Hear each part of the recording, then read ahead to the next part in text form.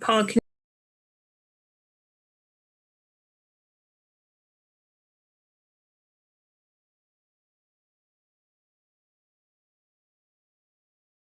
So I've got 601, Monday, March 15th. Christine, hold on a quick sec. Yeah.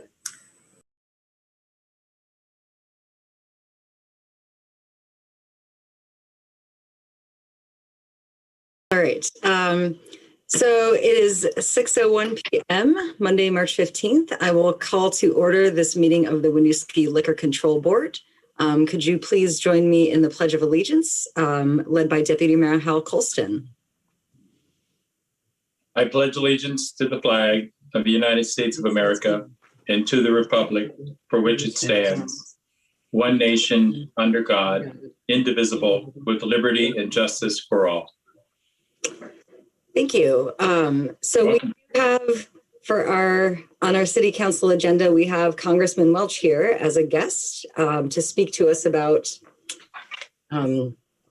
rescue package updates. So I wonder if we could recess this liquor control meeting until 6:15 and move over to our council meeting now. If councilors are supportive of that, I would like a motion to recess this meeting to 6:15. So moved. Second. Motion by Hal, second by Bryn. All those in favor, please say aye. Aye. Aye. Motion carries. So we are now recessed, and I will call to order our Winooski City Council meeting. Once again, please join us in the pledge led by Deputy Mayor Hal Colston. I pledge allegiance to the flag of the United States of America and to the republic for which it stands, one nation, under God, indivisible, with liberty and justice for all. Thank you again. You're welcome. The next item on this agenda is agenda review. Any concerns about the order of tonight's agenda? All right. We also then next have public comment. If there are members of the public who wish to speak to anything not included on this evening's agenda, now would be the time. And you can indicate that with a raised hand or with the chat.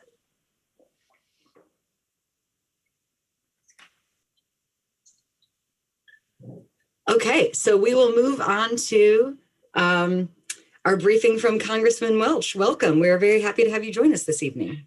Well, thank you, Mayor. It's really wonderful to be with you. And thank you so much for accommodating me. And this is really the wonder of Zoom. You guys are working hard and I can participate. But the reason I was very, very eager to talk to you is to just go through the impact of the American Rescue Plan and how that's going to provide funds to Winooski and to the school district. And as you know, the president signed that into law. And there's a number of things that are going to affect everybody in Vermont. That'll help folks with the $1,400 check. Obviously, the most important thing is it's going to pay for vaccines. It is going to continue to provide support for small businesses and our performance spaces and things that you have been reading about. But the particular aspect of it that is absolutely essential for the well-being of Winooski, and where you will have the fundamental responsibility about the wise use of funds, is the money that is going to go directly to Winooski. And of course, there's money that is going to go directly to the school district.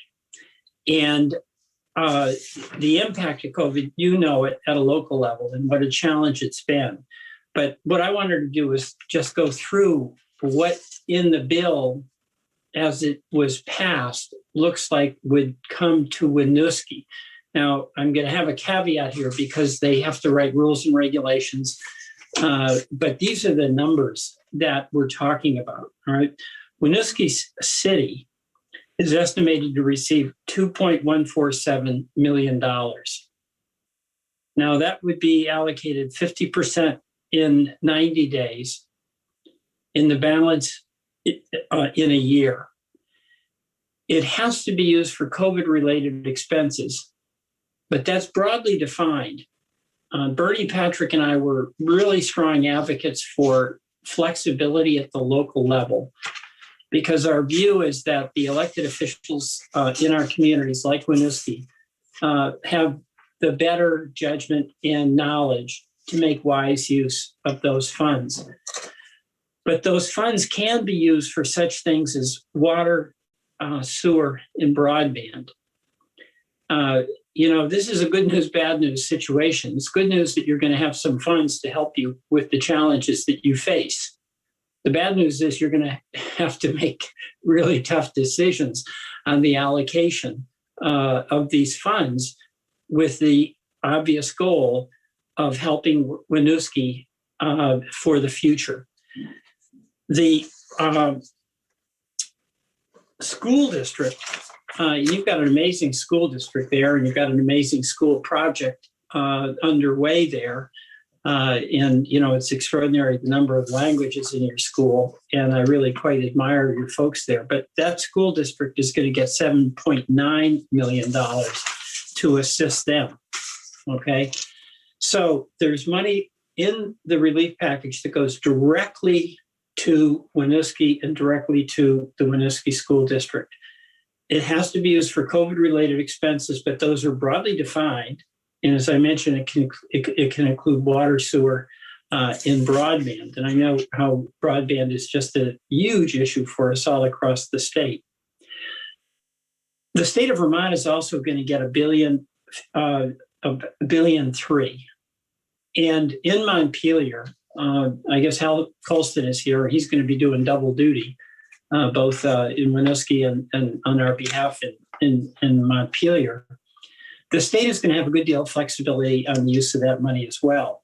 Some of that money is dedicated to coronavirus capital projects, and some of it is located for allocation to local projects.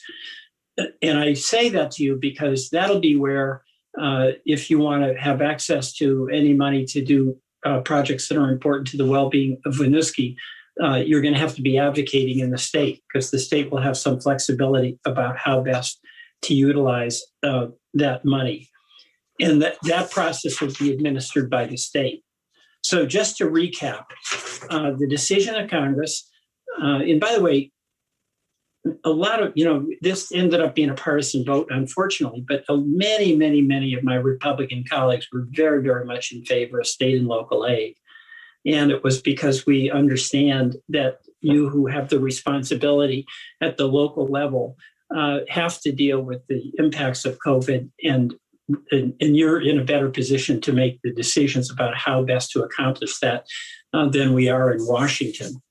So to recap here, Winooski is going to receive, as it's written now, $2.147 million, 2 tranches, about half in 90 days, and half in a year.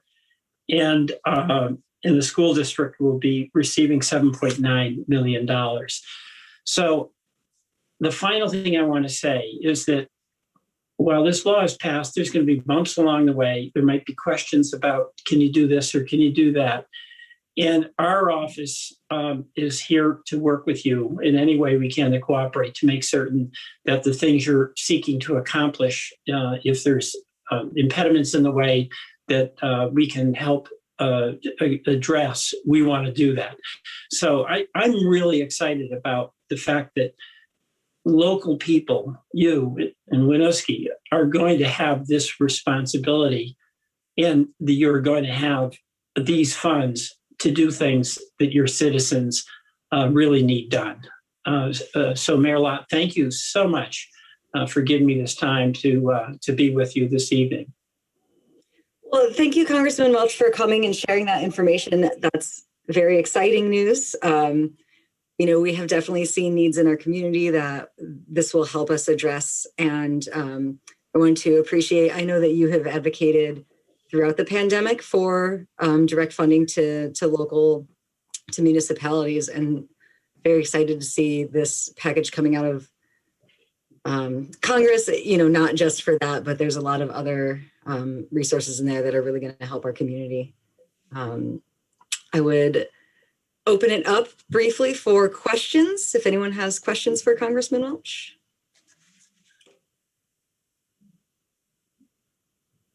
Hal. Thank you, Mayor. Congressman, I just really want to appreciate all of your leadership in seeing this through. I know you have your hands full down there at times, but it's just great to be on board with you. Thank you. Well, thank you, Hal. You're doing double duty. That's a good thing. It is a good thing. Thank you. We do have a few members of the public joining us, so I will open it up to public comment to see if anyone has any questions for our congressman here. Again, you can use the raise hand feature, the chat, or if you're here by phone, press *9 to indicate you wish to speak.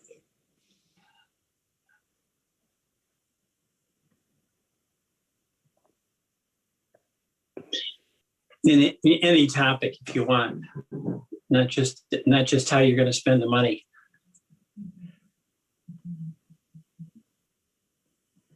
Bryn, did you have a question?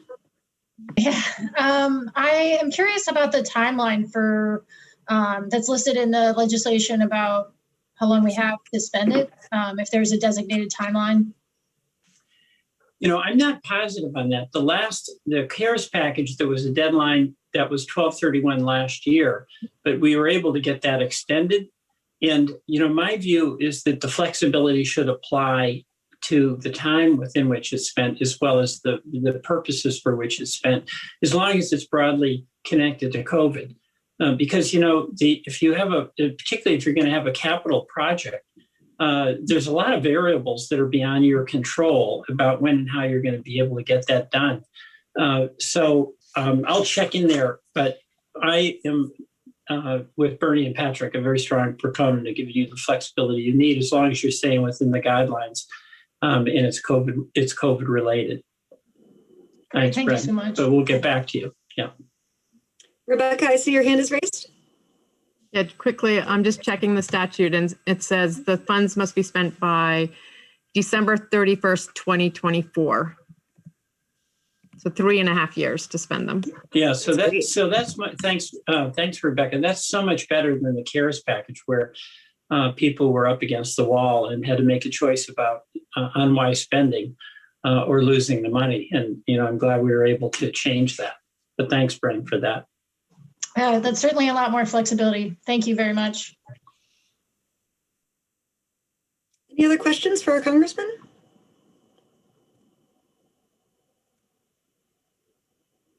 Well, again, I really thank you for being here, Representative Welch, and I believe you have another council meeting to attend this evening, perhaps. You know, yeah, we want to get around, but I just want to end where we began, and that is to thank you. You know, there's a lot of cynicism about government these days, and it's a real challenge to our democracy.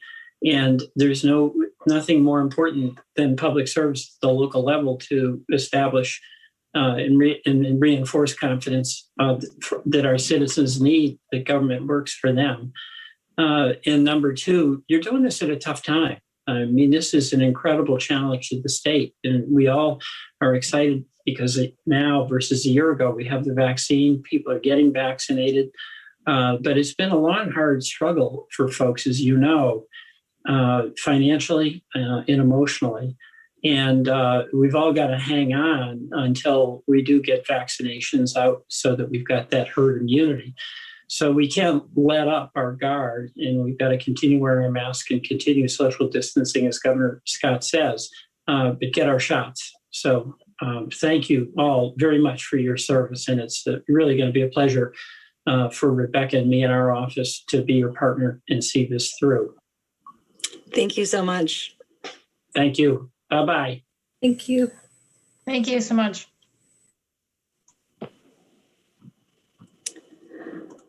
All right. So I would like to propose that we recess this meeting now and return to our liquor control meeting. Would someone like to make a motion to recess our city council meeting until 6:25? So moved. Second. Motion by Mike, second by Hal. All those in favor, please say aye. Aye. Aye. Aye. Motion carries. Thank you. All right, so it is 6:15, and I will call us back to order for the Winooski Liquor Control Board. We are on our regular items, item A. So this is approval of outside consumption permit renewals. And there is a memo included in here about the history of outside consumption requests at the RVA, given emails that we received from residents in that neighborhood having concerns about this request. Is there anything that staff would add here? So I will also just add, I'm happy to walk through anything that's in the memo, but you have the authority under state statute and our charter and our municipal ordinances to approve or not approve outside consumption licenses, and there is no actual criteria that you have to follow. It is your prerogative. Thanks, Jesse.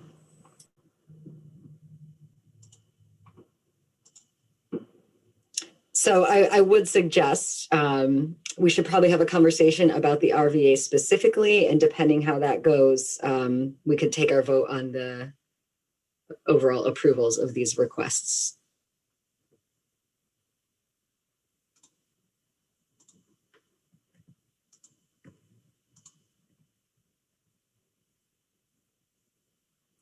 I do have a clarifying question for staff.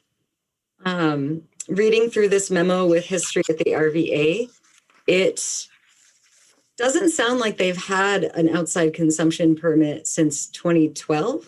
Am I interpreting this correctly? Yes, that is correct. Okay. I've got a question on that. Weren't they granted one for COVID related for outdoor consumption back in March? It says no outside consumption requested, but weren't they granted one anyway? We were very flexible with businesses over the summer because of the COVID restrictions, but they didn't actually submit a request for one. We just did not enforce it. Do you know if you received complaints over the summer about noise, cursing, smoking, et cetera, from the neighborhood? We did from one property owner, yes. Okay, thank you. Is there, I think what might be helpful for clarification is, I can see here that at some point permits were revoked. If we were to approve it at this time, it becomes a problem for residents. What would the process be for council to address that? That's a good question. You do always have the ability to revoke permits.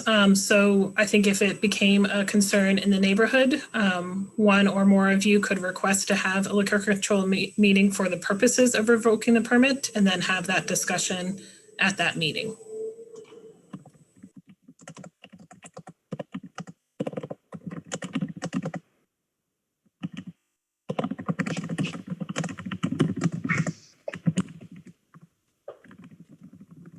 Hal? Thank you, Mayor. I guess the question I have is, how are we going to be assured that there's not going to be any issues going forward if a permit is allowed? Has there been any convincing interaction with the party? I'm not quite sure how to answer that, if there's been any convincing activity. We certainly, the city is in regular contact with the RVA, and if you choose to approve this tonight, and you could direct us to have specific conversations with them.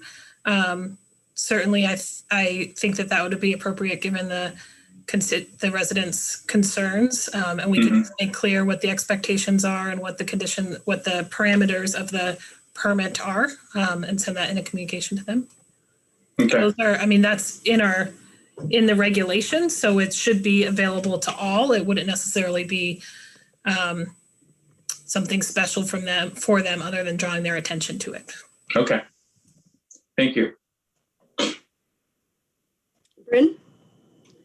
I was also curious, outside of revoking permits, do we have the authority to issue fees or fines for permit violations?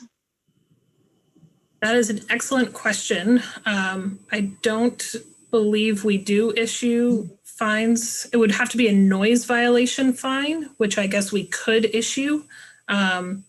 typically with our business community, we try and work with them out of, the operations are confined enough within the ordinance that folks stay within that, and then try and work with them to mitigate concerns. So I guess the one ticket we could issue is a noise violation ticket, but we would likely start with an education approach first. Okay. Mike? I have, is there stipulations that we can enforce for the RVA for them not to have the outside consumption for the back side where most of the complaints come from, but maybe putting it, I think the city, if I remember the history right on this permit, when they requested it last time, the city had stated to the manager, Mr. Lemieux, that they could have an outdoor consumption permit as long as they were in the green space on the side of Weaver Street. Because I think they wanted to put an outdoor site on Railroad Lane? I think that's the street, or is it Railroad Lane. They wanted to have a outdoor consumption site there with tables, take some parking spots away, so it wasn't infecting Maple Street residents that are the subjects of the complaint. And if I remember, if from what Mr. Lemieux told me, the city had adopted a plan for them to put their outside consumption in front of the RVA, and that brought some concerns up with Mr. Lemieux because of the living situation across the street from the RVA. Is there any news to that, Jesse? I have not seen such a plan since I've been here. I'm not saying that hasn't happened before 2017, but I haven't seen a plan to be on Weaver Street. My interpretation of this request was that it was for that back space. Certainly, if they want to come forward with a different request, they could. But we have not reviewed it for that at this point. And they could do that, and we could go back to having a review at a later date, correct? Sure. Because I do know. Sorry. I'm sorry, Mayor. Continue. I think all sides have to have some compromise in them. I mean, it's not a perfect world. There's going to be, one side isn't going to be totally perfect, or the other side. I think compromising and understanding the value of business and the understanding of the peace of a neighborhood needs to come to head on both sides. And, I think the RVA has been compromising for the neighbors on Maple Street. They've been trying to do some noise reduction by adding a roof over the deck. They added a fence. They got a special zoning for it. They've been playing ball fairly, so to speak.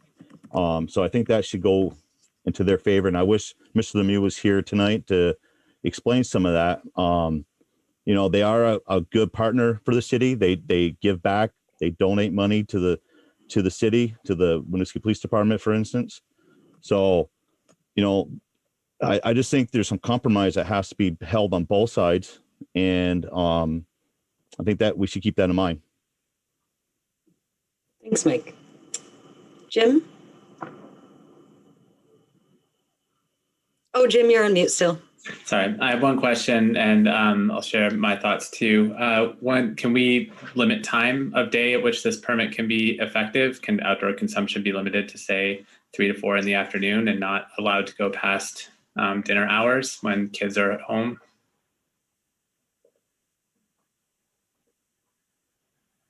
That's an excellent question. I don't believe we have done that before, but we could. I think you can do that. And then it would become a new enforcement thing for us, but I believe you could do that. I would want to check that a little bit though, if it were different for one business than other businesses. Okay. And then I'll just share, my recollection of these emails, they're a month old at this point, but these are people who were here the last time there was an outdoor consumption permit, are living with outdoor activity now without consumption that is still incompatible with kids being outside in backyards in the summer. And so there's no question about what this will be like for residents who live there. They've already experienced it once and are advocating from a position of being informed about what the impacts are going to be from increasing outdoor presence at the drinking establishment. in a residential neighborhood. And I think we should have deference to that experience and the expression and impact that they've already had that this could have. I think there are plenty of, reading through the list of outdoor consumption applications, it makes a lot of sense to see outdoor consumption at Mule Bar and at McKee's. And I think we should take very seriously that this has been attempted, it has not worked, and there has been no real difference in this application versus previous applications to manage this impact. So I'd have a hard time saying that let's try it again and see if something different happens this time, because I don't really see how anything has changed. Thanks, Jim. Hal? Thank you, Mayor. I agree with Jim, and the way I see it, they should earn back the trust and we ease back into it. I like the idea of restricting the outdoor consumption. So it hopefully wouldn't be a disruptive scene at 10 or 11 at night as it was before. Perhaps a path forward would be to let staff investigate what limitations could be imposed and then invite the business back to a future meeting, the business owner, and then talk through, what might we do to make this experience different if we did move forward with outdoor consumption. Mike, I'm sorry. I see your hand raised when I started speaking. No, because you kind of said what I was going to say. I think if maybe we come up with a different plan. I also want to let the council know that RVA is not open past 8 o'clock. Certain occasions they are when they have special functions there. But for the most part, doors are shut and most people are out of there by 8 o'clock. They do a lot of special fundraising functions there. Sometimes that does tend to go on the later side, but their majority of their hours are well before 10 o'clock. Just for some reference there. And I think maybe you're right, Mayor. I think we invite them back and maybe we can have, and I like the idea of earning the trust back, Hal. But maybe we should try it in a different area instead on the back side of the back porch where the voices carry. Maybe we should see if they want to rearrange their plan a little bit to allow that. Maybe we allow it on the front side. There isn't many neighbors on the front side on Weaver Street. And then being that City Hall and the police station are right down the road, it might curve the loud voices or the profanity, knowing that the police department's right there. Thanks, Mike. I'll open up to public comment in case there is perhaps anyone here from that neighborhood who wishes to speak on outdoor consumption permits.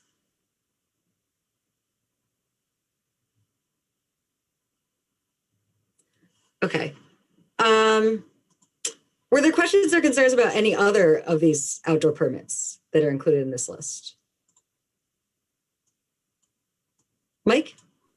There's not a concern, but I think if other people are watching what we're going to do with the RVA, because, for example, there's other establishments near residential areas, even in the downtown area.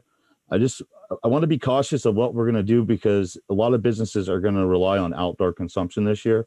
And if we don't find a compromising situation for all businesses, it might result into revoking some other businesses' outdoor consumption because one person in a residential apartment complains that it's being too loud outside, knowing that they rented an apartment by an establishment or a restaurant that has outdoor seating.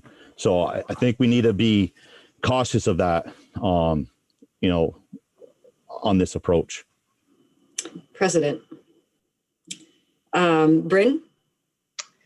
I was curious if these were the only complaints for the businesses that we're considering tonight. Yes. So this is a continuation of a conversation that was on a previously warned liquor control meeting. Sorry, Bryn, that I didn't give you that background. So the reason that there is only a memo on the RVA was that there was previously concerns brought up about that property, but none of the other properties does the city have concerns with from a complaint perspective or from a violation perspective. Great, thanks. I didn't think so, but I wanted to confirm. Yeah, thanks.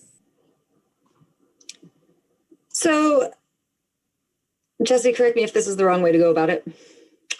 Could I entertain a motion to approve the outside consumption permit renewals for all businesses except for the RVA?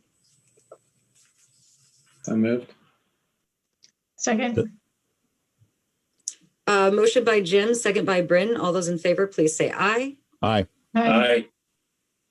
Motion carries. So then I would take a second motion to table the RVA's permit request to a future meeting. We'll have staff look into it, connect with the business owner, then pull together another liquor control meeting. So moved. Second. Motion by Hal, second by Mike. All those in favor, please say aye. Aye. Aye. Aye. Motion carries. Thank you. So item B here is the sidewalk usage permit renewals. Anything staff want to share on those? So Heather, do you want to jump in here?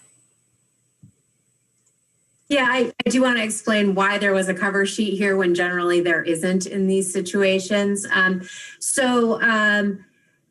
The sidewalk usage permits, the application itself is something that I would like to revisit in the future just because it doesn't require anyone to draw their site boundaries or the location on the application itself. And it also allows people to submit applications defining their own beginning and end date. So for the purpose of clarity, I wanted to point out that the sidewalk permits are always contingent on city staff being able to ask people to move their site furniture, for example, upon the first snow. So even if someone has written that they would like to have it year round, we need to have access to city property in order to do snow clearing, maintenance of facilities, and when there are public safety events. So my memo is really just about reiterating the fact that in any of these permits, and we do recommend approving all of them, it is always contingent on being willing to work with city staff if we need to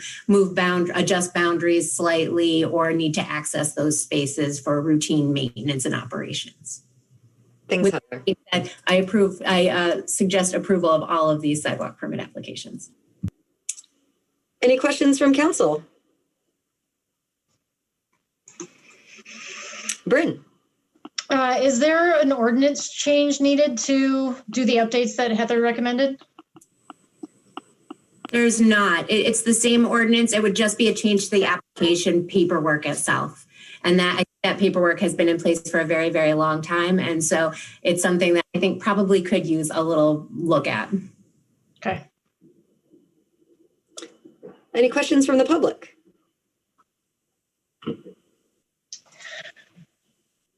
I have one other question.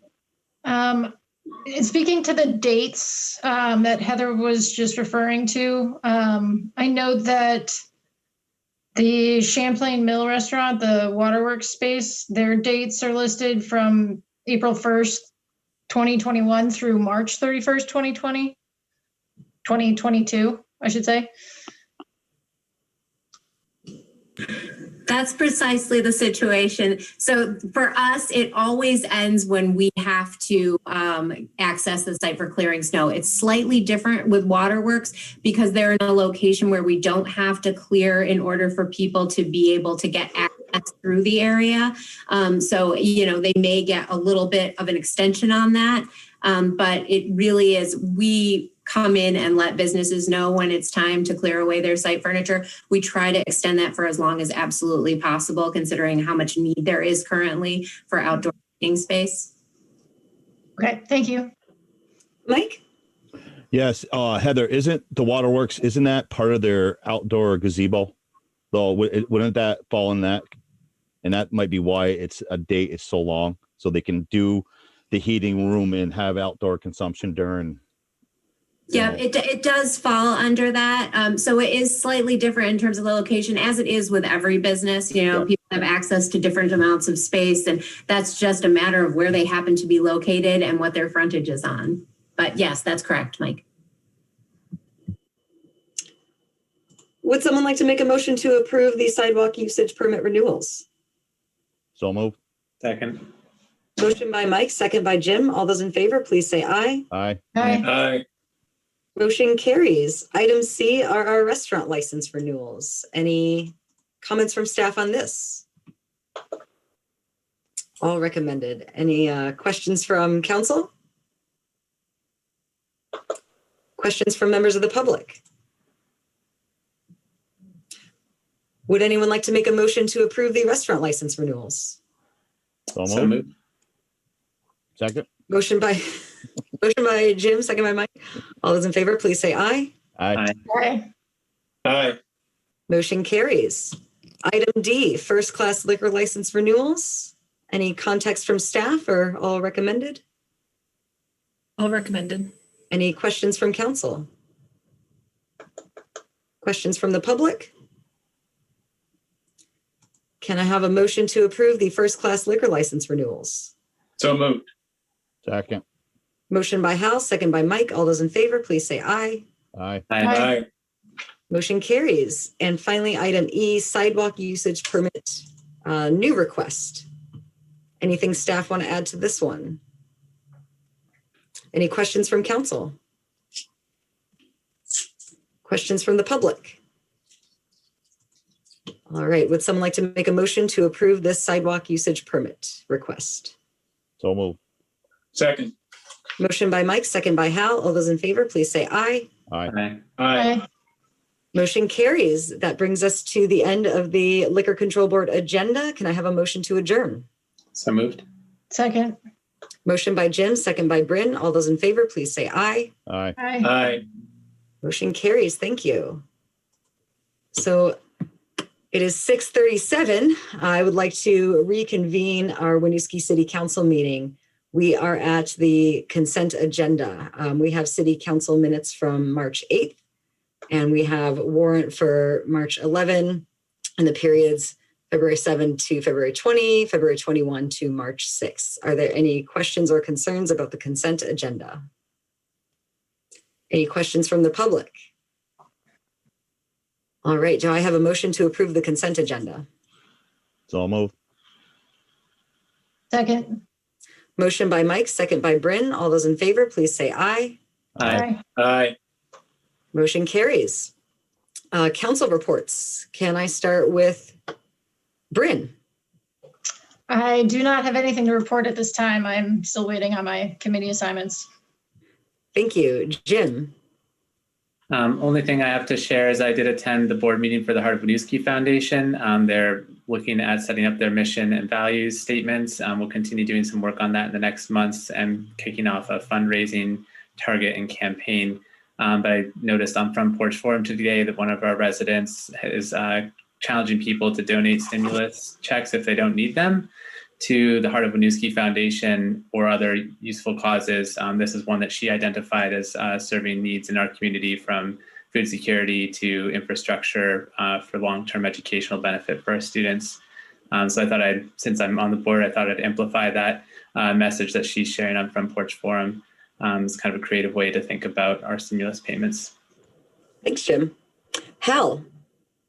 Yes, tomorrow I'm going to be introducing and reporting H227, which is our charter change bill in the House floor. Last week, we passed the Montpelier charter change, which included non-citizen voting. So there was some robust discussion. So I'm hoping that that's kind of set the path for this to move through, and I expect it to be supported. That's it. Mike? Yes, the Municipal Infrastructure Commission met last week, and excuse me, we went over several topics. One being the sidewalks in the city of Winooski. Some residents from Mansfield Street joined us to advocate for their street. There's an open invitation for any city staffer or city official to go to Mansfield Street at night. If you want to meet up with Kate Coffee, she'd be more than happy to have a walk with you on her street during dusk hours leading towards nighttime. The safety issue down there is a real concern for the residents due to all the new construction down in that street. Now that the snowbanks are receding, I think it's getting a little easier for them to navigate. They had also asked us to relay a message to the city manager on keeping the street closed until the construction is finalized. To sum this up, the sidewalks in Winooski, the Maple Street and Mansfield Street, the residents had asked us, excuse me, to add those two streets for this year's to make them a priority to get either installed or fixed. Now, Mansfield and Maple Street do not currently, in the sections that they're talking, do not have a sidewalk. And it's a real safety concern to the residents, especially when there's many families on the roads. So the MIC had recommended that we ask the city to put that on the list. And everyone listened to the residents, and we have their, it's a real concern for them. And I think the city needs to look into this and get on board, and hopefully we can add those, and not just add them, but make it a priority to get at least Mansfield Street done, because the Maple Street incline, it's a real steep incline. So that's going to take a little effort for a sidewalk to be installed. Secondly, the Hickok Street project winter shutdown is ending. They're going to resume in April or May, weather pending, of course. And that street project is going to add a sidewalk for the whole length of where there wasn't one currently. Lastly, there was Ray Coffey showed up with his commission and some of his staff members to talk about the tree canopy in Winooski. And one thing that stuck out to me and some of the other members of the commission was that Burlington they have a huge development going on, and they're trying to find homes for trees that they're uprooting. And Councillor Duncan can chime in if you have any information or if I misspeak on this, because I know you're in contact or you've been in conversations with this project. There are 70 large trees that need to find a new home, and Winooski wants to adopt them. We are currently trying to figure out the logistics of this, to either where we can store them or where we can find homes for these trees, so they're not just chopped up and mulched up. And I think that was it. I have some notes that I'll be making a report on, and I'll email each of you, and I'll be posting it soon. Thanks, Mike. We will talk more about sidewalks later in this agenda. I attended Finance Commission meeting. They're continuing to review financial policies for the time being, reviewed our budget management and employee financial responsibility policies. Angela has set that commission on a course to review our financial policies over the next several months, at which time a group will be brought to council for review. And Planning Commission continued with their zoning review, looking at changes to our downtown core zoning, and set a hearing for one of their April meetings. I forget which, but it will be publicly noticed as usual. And finally, I continued to work with our HR manager, Phoebe, over the past week on city manager hiring, which we will also get into later in this agenda. I will pass it to Jesse for our city updates. Thank you. Just a few updates from our team tonight. So just as always, our COVID update, we had 14 new cases in Winooski last week, which makes another month of us in the teens. It also pushed us over an unfortunate milestone, which is we have had over 500 COVID cases now in Winooski over the life of the pandemic. So just remind folks to wear a mask, socially distance, wash their hands a lot. Luckily, I think as we are seeing our vaccine numbers tick up, I think we will be seeing data coming out of VDH showing that hospitalizations and really serious cases of COVID are going down even while the positivity numbers are staying up. Just a reminder that we do have daily testing at the OCC. Please do, if you have any question about exposure or just general well-being, please do go get tested. Again, that's at the OCC from 2 to 8 on Mondays, Wednesdays, and Fridays, and then 9 to 3 all other days, including Saturdays and Sundays. You can walk up, and there is there are interpretation services available at that site. Additionally, just a reminder that vaccines are now available for those 65 and older, school and childcare staff, and anyone who is 16 and older with a high-risk health condition. You can register for those through the state's vaccine website, which is healthvermont.gov/myvaccine, or call 855-722-7878. We continue to partner with VDH on our limited English proficiency clinics here in Winooski. We also believe, and hopefully we'll have more public notice on this coming out this week, that starting this Saturday, March 20th, there will be a specific BIPOC focused clinic in Burlington that we will be partnering on. And for those clinics, just a reminder that as long as one household member qualifies to be vaccinated, the whole household can be vaccinated. So that's the end of my COVID update. This week, a year ago, is when we officially shut down City Hall and went all remote. So it's a big week for us as well as the rest of the world. 3 other quick updates. I believe the school trustees are having a special meeting on March 24th at 6:30. Again, March 24th at 6:30. To talk about a future safety policy and perhaps make a decision about our school resource officer. I requested to have city professionals present at that meeting, and that was not met with a lot of encouragement. So I don't believe that will be happening. As you may remember, we extended the city school MOU through February in order for these conversations to take place. I am unclear at this point whether we will have that city school MOU draft for you to consider on April 5th. Sean and I are still very much trying to work in partnership to move that forward, but lots of conversations are still being had, and we want to leave time and room for those conversations. Just a reminder on behalf of the mayor that March 25th, you're invited to a structural competency and cultural humility to address disparities and inequities training with Dr. Mercedes Avila, who's been instrumental to our COVID response. That invitation is extended to counselors, school trustees, the Planning Commission, and the Housing Commission. So please register for that training via the mayor's email. And then this is a way advanced looking thing, but on March 31st, so before our next meeting, the mayor and I will be attending a Chittenden County meeting of managers and chief elected officials to discuss future opportunities to share services and regionalize efforts in a vision of serving our communities better. That's a very initial conversation, and we will happily report back on what we hear and learn. Thank you very much. Thank you, Jessie.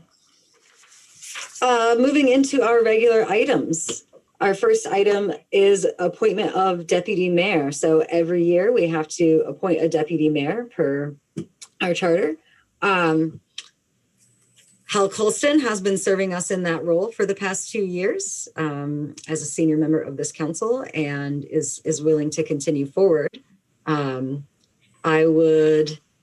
I would recommend reappointing him, but open to discussion if anyone else is interested in this role or has any questions.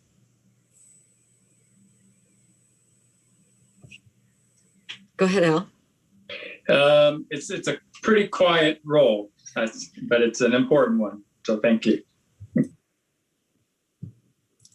So we put this on here for discussion tonight, but depending how the discussion goes, we would approve it at our next meeting, potentially in our consent agenda. Bryn, go ahead. Is this a role that Hal is interested in continuing in? Sure, absolutely. Okay. Are there any questions for members of the public about this item? All right. Hearing no concerns, I would like to just include this in our consent agenda next week and approve Hal continuing on in this role. All right. Item B, this is our mayor and city council procedures policy. Jessie, you want to give us a little synopsis? Sure. So this is just as a reminder, this council policy is adopted from the model policy from the Vermont League of Cities and Towns. It's been in place probably for 3 years with the council. I do want to call out just a few places where I have made changes this year. Specifically, as you may remember, in past policies, virtual meetings could be held, but one person had to be in the physical location. Obviously, that was waived with the governor's state of emergency. So this policy in several places is updated to say that where state statute allows it, all virtual meetings can continue. So that's giving you, if the state allows it, the ability to continue to have virtual meetings. If you so choose, you can always have in-person meetings as well. And then there are a few other related changes that are included. For example, that if meetings are held virtually, the login information must be included in the agenda. I've updated in Article 5D, again, I've updated that language about requiring somebody to be there in person if it's a solely virtual meeting. And then I have also added, and this is what we have been doing, but I just want to draw your attention to it, in Article 6H5, sorry about that, 6H5. It does allow us to, if a meeting is only virtual, we may remove a participant from the meeting if behavior is disrespectful or unruly. We have been doing that since the pandemic. We've only, I believe, done it 2 or 3 times, but it is different than our past policy enabled. So I just wanted to call that out. Other than that, it's exactly the same as your previous policy. Any questions about the policy or the updates? Bryn. I'm wondering in Article 4, B, if it makes sense to call out posting the agenda and agendas to Front Porch Forum or to our social media. I know that's a practice that we're doing already and that members of the public have expressed interest that we continue. I was wondering if it makes sense to formalize that, given that it may not be written anywhere else and we are going to have a change of city manager. Sure. Yes, we can add that. Luckily, you will not be having a change of communications coordinator, and he really is the rock star who does all of this, not me. But yes, I think codifying that, so both Front Porch Forum and social media would be a good idea. Great, thank you. Appreciate the kind words, Jesse. I just also want to note really quickly that all of those places that we do warn our public meetings, all of those are listed in writing in our communications procedure. So those do exist. Gotcha, thank you.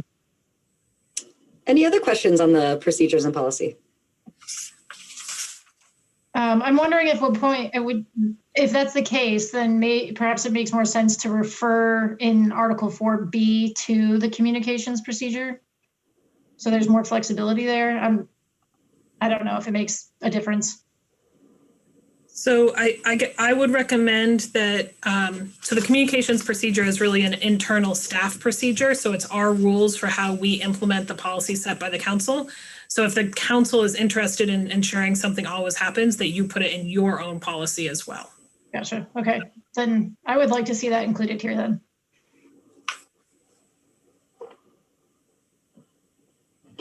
Any other questions? Any questions from the public?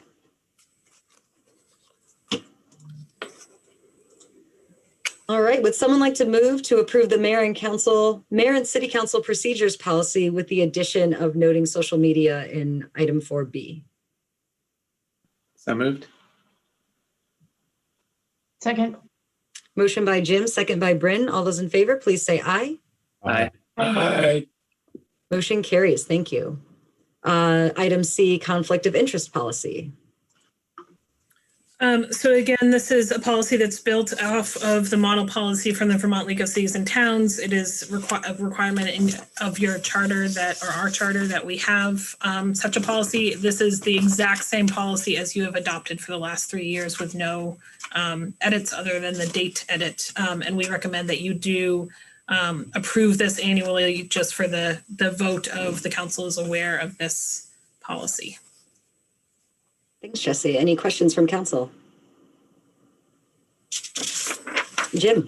Just a point of clarification on process for this and the prior and following items. These are on just for discussion. Can we approve them? Oh, shoot, you're right. Okay. Thanks. Okay, these are for discussion, but hearing no complaints, I'm going to have them in the consent agenda next time. Thank you, Jim. All right. So then the final one is the council schedule. Item D. So this is, charter states that you meet at least once a month. This schedule is the schedule staff has put together as a proposal for you. There are two questions we wanted to call out. One is in the last number of years, you have met one meeting in July and one meeting in August. So want to know if you have a preference about an August 2nd or 17th meeting. 17th would be a Tuesday since Monday is Bennington Battle Day. And then the second question is, historically, you have not had two regular meetings in November because the budget process is so heavy in December and January. And often that third week falls in the Thanksgiving week, so folks are traveling.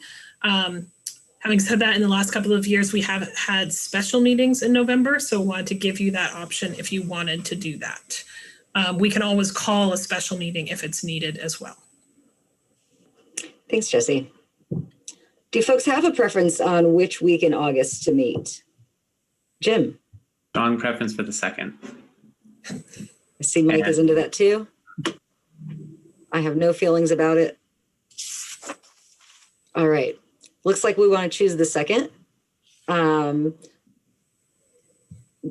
I hearing any desire to schedule a second meeting in November, or would we prefer to do that on an as-needed basis? And Jim, I see your hand is raised.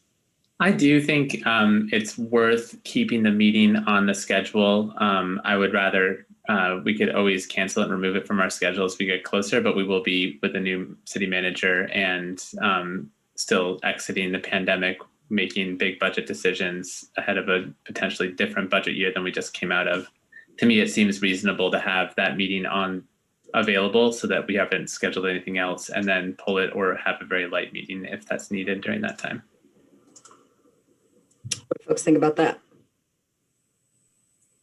I'm comfortable with it. Works for me. And that's great. Any other questions or comments on this schedule? Just one quick comment. So as in past years, when we do have, long periods of time without a meeting, for example, from August 2nd to September 7th, we will need an interim warrant. So that will mean that we will ask you to come in and sign that in advance and ratify it at a future meeting. So just a heads up that will be coming your way at least once, if not more, during the year. Bryn? Since this is, I'm just curious what's been practiced during the pandemic. Are electronic signatures permitted? Yeah. Okay, sorry. Jim? I just had a question on the prioritization setting. I noticed there was no date called out for that. Is there a certain time frame in which we were envisioning that would happen for the strategy prioritization retreat?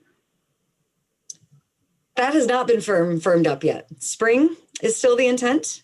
But there's a lot at play. Like Jesse and I are working to identify how staff will help support that in absence of an actual city manager being present at the time, or a permanent one rather. So still targeting spring. Thank you. Any other questions? All right, so it sounds like we are good for August 2nd and including November 15th, and we will vote officially on this at the next meeting as well. Thank you. So speaking of city manager, item E is an update on our city manager search hiring process, along with a fund balance request. So at our last meeting, we discussed a process for how we're going to recruit and select our next city manager. I've updated the memo to reflect some of the important parts of that conversation, including kind of just putting more emphasis on how our HR manager and myself as well in staffing this committee are going to support like an equity focus in the discussions. Our HR manager will provide some training for committee members, just to make sure that we have a focus on that. Also clarified the public engagement process. So the intent is to run this like similar to a commission, where we warn these meetings, we share the materials in advance, and the public is able to engage throughout the process. Although certain,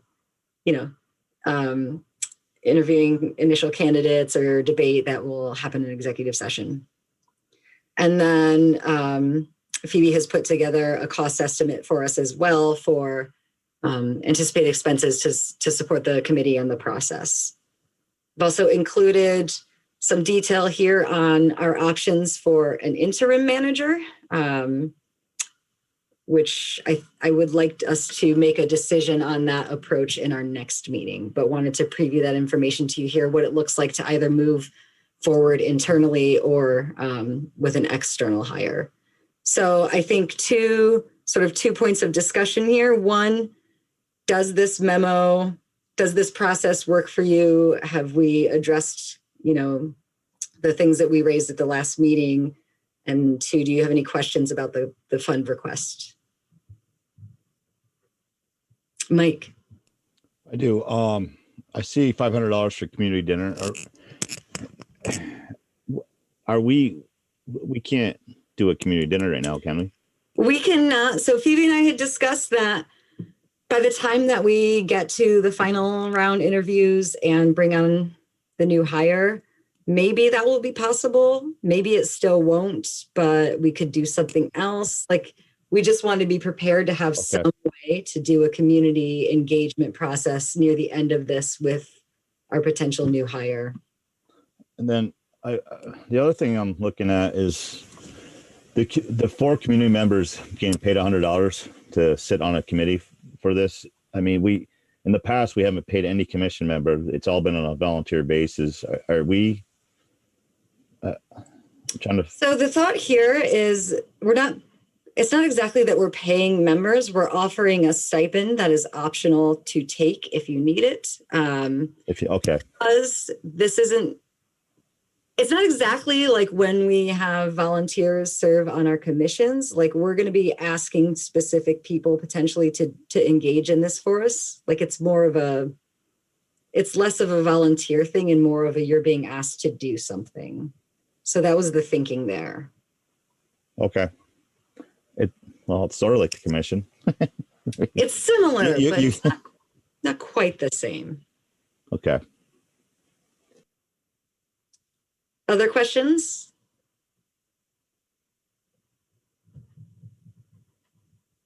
Bryn. So again, for just procedure clarification, it looks like this is for approval.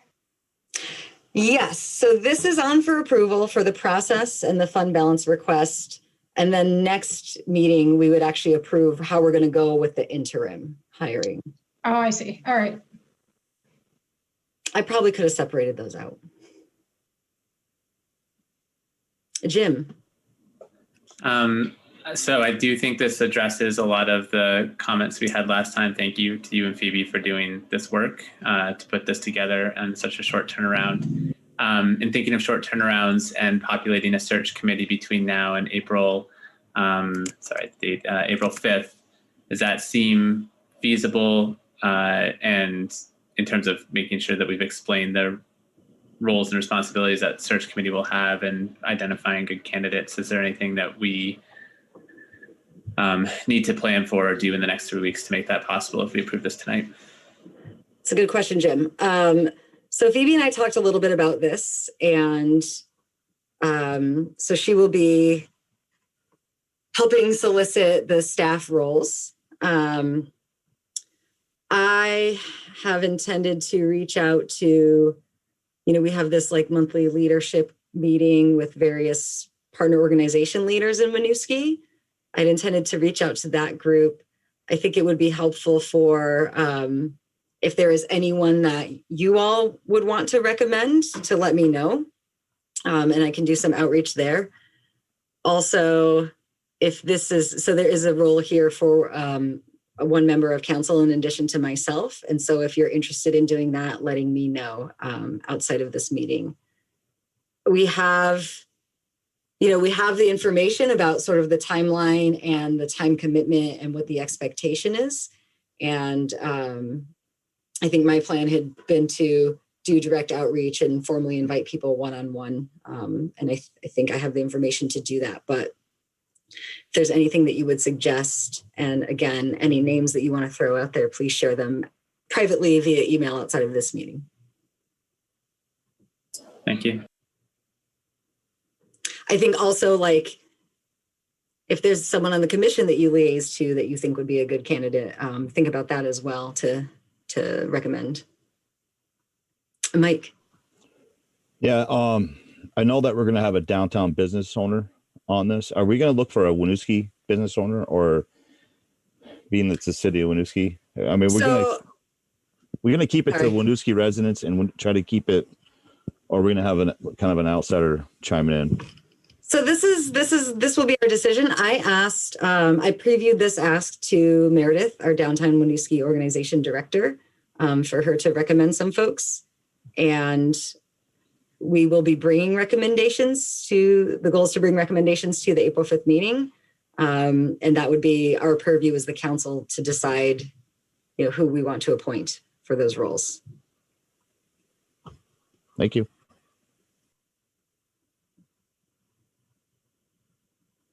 Any other questions about the process, the updates, the funding?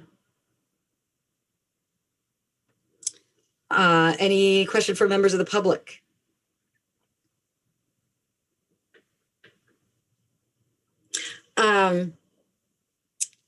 Do folks have any questions about the two different approaches to interim here and how that's been outlined, whether we do an internal or so we could pull from our internal staff here at the city or solicit an external person?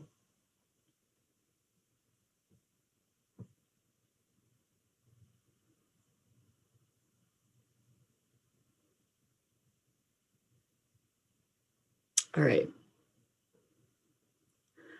If we are good to start moving forward here, I will need 2 votes. So first, I would seek a motion to approve the city manager hiring process as proposed. So moved. Second. Motion by Hal, second by Jim. All those in favor, please say aye. Aye. Aye. Aye. Motion carries. Thank you. Second, I would seek a motion to approve the fund balance request. So moved. Second. Motion by Bryn, second by Hal. All those in favor, please say aye. Aye. Aye. Motion carries. Thank you. Phoebe and I will be meeting first thing tomorrow morning to start moving this forward. And yes, please contact me outside of this meeting about potential committee members. Moving to item F, this is on for approval. This is Champlain Housing Trust loan discharge and renewal, which Heather will introduce for us. Yes, so most of you, I believe, were here back in a couple of years ago when we did an extension of the same loan. Bryn, I apologize. I did not give enough details for someone who is entirely new to this, as it is a very complex relationship here. But the Champlain Housing Trust is, and actually, Paul, could you bring over Amy Dimitrowitz so that she can represent CHT here? The Champlain Housing Trust is requesting that the city of Winooski authorize the discharge and renewal of an existing Vermont Community Development Program grant funded loan, which is for the properties at 53 through 67 East Spring Street. They are currently owned by a partnership, 1306 Spring Street Limited Partnership. Those properties need to be rehabilitated, renovated, and as part of keeping them affordable, discharging and renewing this loan will effectively extend the loan term for an additional 30 years, which will allow them to keep it affordable. Champlain Housing Trust is the administrator and the custodian of the fund. So we are not carrying this on Winooski books. It's actually on CHT's books. But since we were part of, I believe, acquiring the VCDP grant in the first place, we serve as a partner and we have taken action on it before. So they're requesting our permission to go forward and to discharge and then renew the loan at the same terms. So I'm going to turn that over to Amy to explain it a little bit further and to take your questions on it, because this far predates my time here. And I have just given you my best understanding of what has happened, but Amy has a much more complete understanding of that. So if you want to add anything, Amy? Heather, I think you did a great job. It is very complicated. I apologize, but affordable housing funding is very complicated, mostly because we take advantage of what's called the low-income housing tax credit.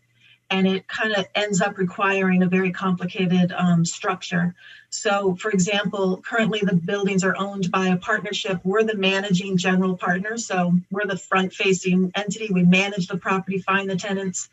And we have to, in order to make use of the tax credits, we have to sell it to a different partnership, of which we will again be the managing general partner. So there won't be any change really to the tenants.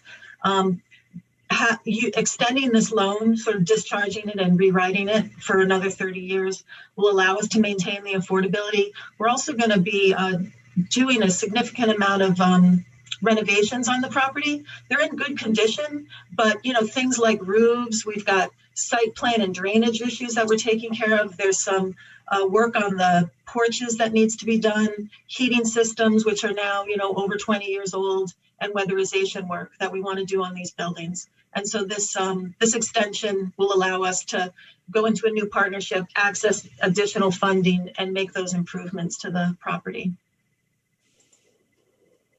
Thank you, Amy and Heather. It is nice to see improvements happening on these properties. And it sounds like this is a bureaucratic shuffling of paperwork that has no financial impact on the city of Winooski. Correct. Are there any questions from council? Jim. Thank you for navigating all the complexities of housing finance to make this work. The only question I had is just, I understand it maintains affordability, but does it still result in a rent increase for tenants? We'll be able, we do annual, minor, 3% rent increases generally, but there won't be any significant rent increase. There's no overage on top of that to adjust the new financing. Okay. Correct. Thank you. Any other questions? Any public comment on this topic? All right. Hearing no further comment, I would entertain a motion to approve the Champlain Housing Trust loan discharge and renewal. So moved. Motion by Jim, second by Hal. All those in favor, please say aye. Aye. Aye. Motion carries. Thank you again for coming, Amy. Thank you very much. All right, we will move on to item G. This is request for use of a city parking space, which Heather will introduce. Yeah, so this is kind of a follow-up to the Liquor Control Board meeting where we did the sidewalk usage fees. There was an application from our house to have 300 square feet of sidewalk use, which is not available directly in front of their business. So again, talking about that variability between businesses and where they're located and how much space they can access. So last year we had given our house one parking space as the result of a long series of discussions between businesses. So Meredith from the downtown organization and I hosted, I think, 7 different meetings with the downtown businesses along that road, discussing possibilities for creating outdoor dining opportunities and space. And it was far and away the preference of most of those businesses not to create outdoor dining space within those parking spaces, but there were some winners and some losers in that. So our house was allocated one parking space so that they could have space that was more on par with the space that other businesses along those rows had. In addition to that, we also, if you'll recall, created the to-go parking spaces and decided to forego parking fees on those spaces in order to help to boost takeout and delivery for our business, our restaurant businesses. So those continue this year through June 31st. This would be a continuation of what we had approved last year for our house. And what we would potentially forego for this one parking space would be up to $2,520 if it went through the end of October. And if in fact we were to have someone park there every hour that we could possibly charge. So this is really just to allow all businesses an opportunity to succeed during COVID. Thanks, Heather. And I appreciate the time that you and Meredith have spent with business owners hashing out something that works for everyone. And also that that legwork has occurred before coming here, so that we have a recommendation to move forward with. Are there questions or concerns from members of council about this proposed use? Mike? Yeah, was this in place last year? I can't remember. Yeah, we did it last year after having all of those conversations. And I have to say that it wasn't just the meetings with businesses. I personally had dozens of emails and phone calls. So there have been some pretty elaborate conversations about this, trying to make sure we accommodate everyone. And was there any issues with the adjacent parking spot with people parking their car there and then having any disruption on their vehicle? Not to my knowledge. No, I had not heard anything like that. I think they divided it pretty well, and the Department of Public Works comes in and puts a Jersey barrier at the back of that parking space for safety purposes. So while I gave you images of what it looked like last year, you would see the pretty inside of that. There's a Jersey barrier on the outside of that, just so it's safe there. I was trying to look at that, and I was thinking of the side where the car would pull in and open the door, and I was just wondering if there's any instances that people, it just didn't work. But okay. Not to my knowledge, no. Bryn? I am curious about just kind of the undesignated timeline of through the fall of 2021. I think that there are a lot of changes and a lot of improvements that we're seeing with vaccinations. I'd feel more comfortable having a more defined timeline or a point which we could review and see whether or not it was still necessary. Maybe by the end of the fiscal year or something along those lines, just to give us a chance to see how things are going with the state safety recommendations. May I recommend that we align it to the to-go parking spaces in that case? They are approved through June 30th, 2021. So I think those two would go hand in hand, both being responses to COVID. Yeah, I think that makes sense to me. Any other concerns?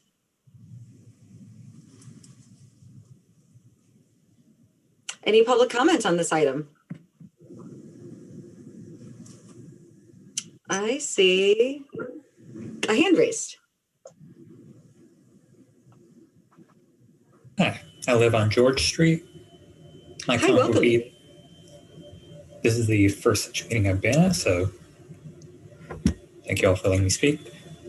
My comment would be that it's nice to have these immunities even outside of COVID. So to the extent possible, if there's room to use public spaces, especially downtown, and give over some parking for businesses to really bring the streets to life, that would be nice to continue whatever improvements we see on the COVID front. Thank you. Thank you, Andy. Appreciate the comment. This is like a more successful version of the parklet, I think. Any other questions or comment? All right, would someone like to move to approve the request for the use of city parking space? So moved. Second. Motion by Mike, second by Hal. All those in favor, please say aye. Aye. Aye. Motion carries. Thank you.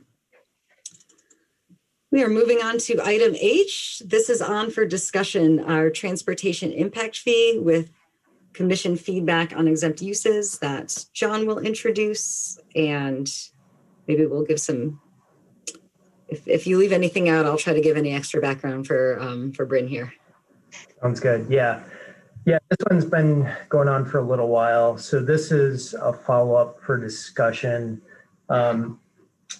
If you remember, we reviewed the sort of the draft final report from RSG and some of the ordinance language. And as discussed with RSG, with this impact fee, there's exemptions that you can place on different types of developments, residential and commercial.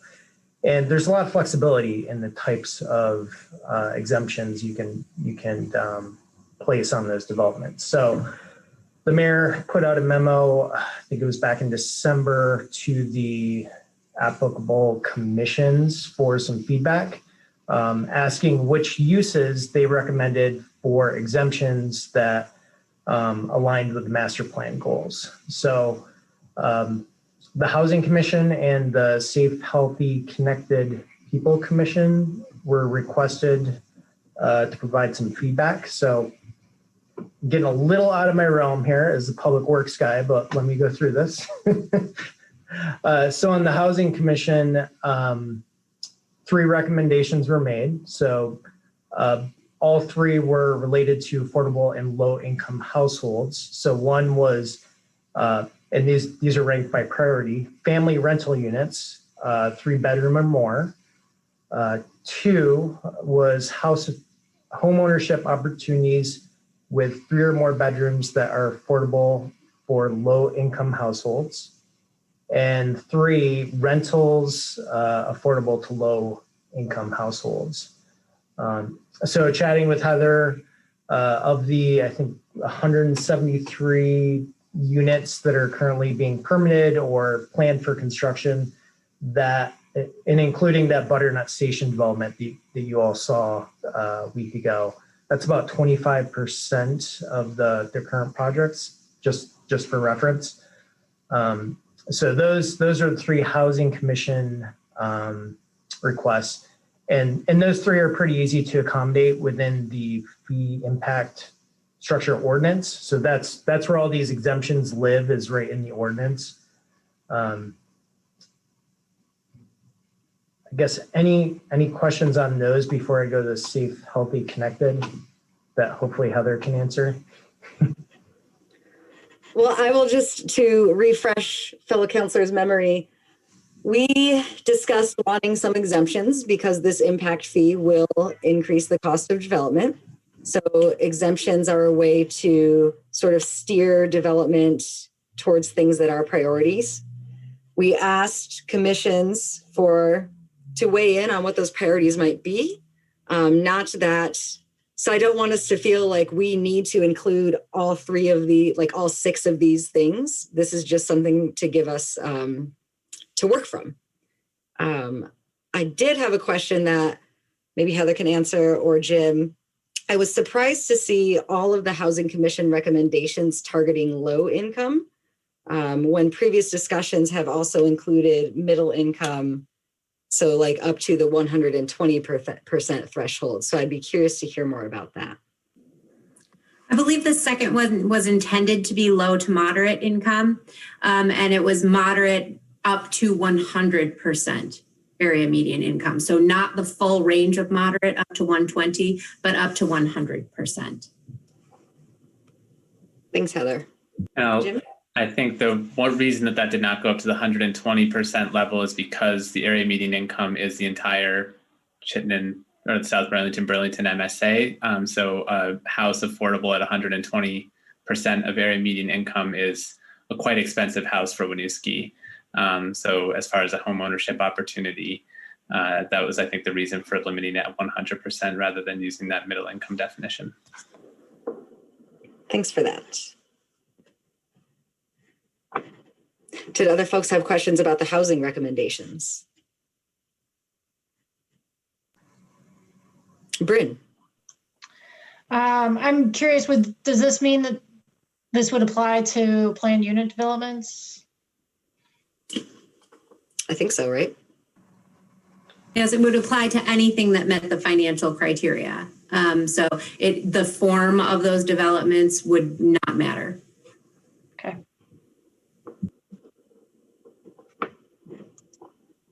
Jim. So I was just curious to hear what other counselors think about number 3 in particular. I mean, here we have current code and zoning is providing affordable housing units. Around 17% of development is affordable. Based on that definition and we know they're mostly smaller units. There's going to be increased costs, which might make it harder to balance the books on maintaining that percentage of affordability. So I think there's some benefit here, but I'm curious on the relative merits of that. If we already have some, if these are already being provided, do we need to continue to incentivize them, or what's the right level to incentivize them? So partly this is a question for staff. Can the impact fee waiver be graded in that, like a level, the third option could receive a lower reduction in the impact fee, like waive a portion of the impact fee? And then I guess the council is this, I think it's something to think about, is this number 3 priority something we want to use this tool for, or do we want our existing zoning form-based codes to continue to try and work to meet the goals in number 3?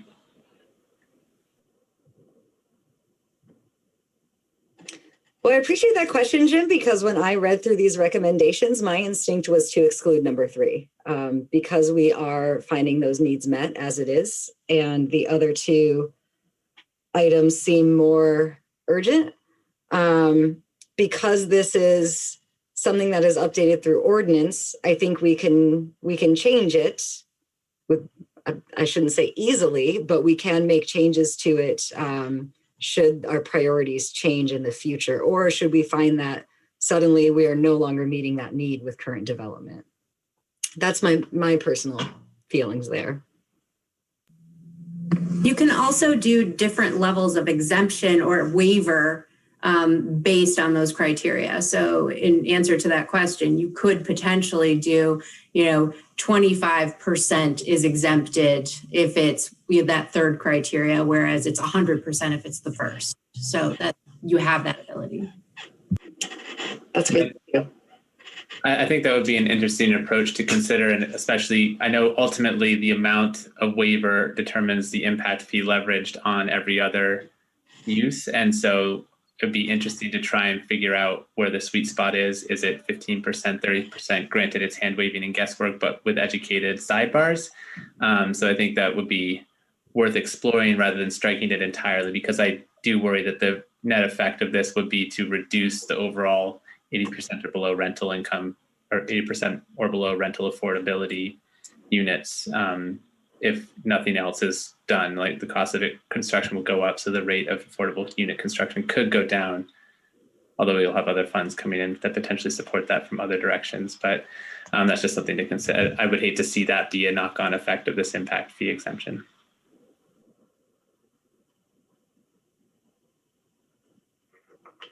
Other councilors have questions or comments on these the housing recommendations?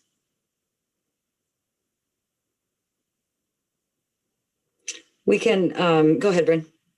I agree. I feel like I don't have enough information to make a decision based off. We are not approving tonight. Yeah, no, I know. And I'm also articulating that that's good, because I don't feel like I have enough information to really evaluate these and to determine what the impact would be, and as well as the unintended consequences. So the idea was to have this on for discussion, to start engaging in what do we think about these priorities. There is also some work happening at the Housing Commission to look at other incentives. This is really like a huge can of worms. We have incentives in our form-based code area to encourage affordable middle income housing that haven't worked. So this is potentially an alternative to that. I think there's some other policy discussions happening as well.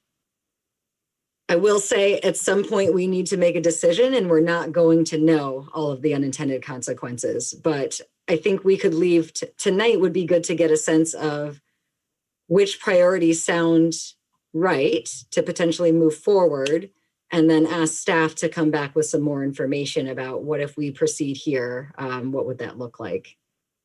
Mike? Wasn't it one of the goals to have more affordable housing for families? And that's why we're doing the 3+ bedrooms. So I'm kind of agreeing with you about the regardless of bedroom count. So I think it's important. I think the biggest complaint we have is there's not enough affordable rentals or housing for families. Yeah, and we hear from developers that they're not going to build 3 bedrooms because it's not financially viable. So that is one of the policy discussions, is how can we help? Like, what can we do to bridge that gap? Mm-hmm. If it's helpful for this conversation, when we had the discussion and what we were asked to do is bring back 3 priorities for consideration of City Council. The first 2 were very quick and easy, and most of the discussion was about the first 2. And then the third was the catch-all. Also, all affordable housing is good. So I don't know if that helps inform your conversation, but that's the conversation that we had at the Housing Commission. Thanks, Heather. I think a possible thing to look at for the future is, let's say that we are likely to move forward with the top 2 priorities. What is the downstream impact on the rest? Like, what do we, I mean, we kind of know what the impact will be because we're saying we're charging this much money per unit. But how does that maybe play out on like actual rent in the end when the unit is out there? So that could be a piece of information for our next discussion on this. Mike? Right. As of right now, do we know the housing stock of do we have 3+ bedroom units that are affordable or low income adjacent or next to, say, not affordable? And how does this work? We do have some neighborhoods that are more integrated economically than other neighborhoods. In the city of Winooski, we have a much lower percentage of rentals that are 3 bedrooms plus, and that is shifting more and more in the direction of micro units and 1-bedroom units. So we started at a deficit in comparison with Chittenden County and the surrounding communities, a big deficit in comparison. And that's just for rentals. So I think, this is a real need. But again, like Christine was saying, what we're hearing from developers, and I've spoken with a bunch of different developers about this, is it's just not financially feasible to build 3 bedrooms because they don't pencil out. Does that answer your question, Mike? A little bit, because part of my concern was if a building came online that was built for this purpose, but it didn't work, and then the whole complex became low income. I mean, the plan wouldn't work, right? And so how do we move forward with a development or a building like this especially if it's a 4-story building? So I don't know that we were specifying that it had to be buildings that were mixed income buildings. So whether it was a bunch of all affordable housing for low income people, or whether it was a combination of market rate and affordable family housing, isn't something that we're specifying through the Housing Commission. It's not something, we haven't looked at inclusionary zoning that would require those to be in one building. In a lot of cases, developers look to use low-income housing tax credits in those, but again, not necessarily for 3-bedroom plus, because it's much more financially effective to do the micro units right now. Because just for an example, the building that's on East Street by the Beverage Warehouse, that started out as townhouses that were being sold, turned into rentals, and I think it wasn't working, and that's why I'm just being cautious on how the plan is going to be put forth and how we work it. Bryn? Yeah, so just piggybacking on Mike's comment is the predictability. so that we have a good sense. Of course, we're not going to be able to know and forecast everything, but just with a good amount of confidence, it would be nice to gauge like what does the money look like? How would this pan out? And what would be the remainder that we would need to make up from the tax base? And then I'm also not familiar with how this is regulated and how it's how we ensure that units stay affordable. So that's maybe a conversation for another time, but that also pertains to my thinking on how do we even know whether or not units are staying affordable. So before that point, to the first part of your statement, we don't collect these fees right now. And so the goal of the fees is to put more burden on the infrastructure that we need to build to support development on those developments and less of it on existing taxpayers.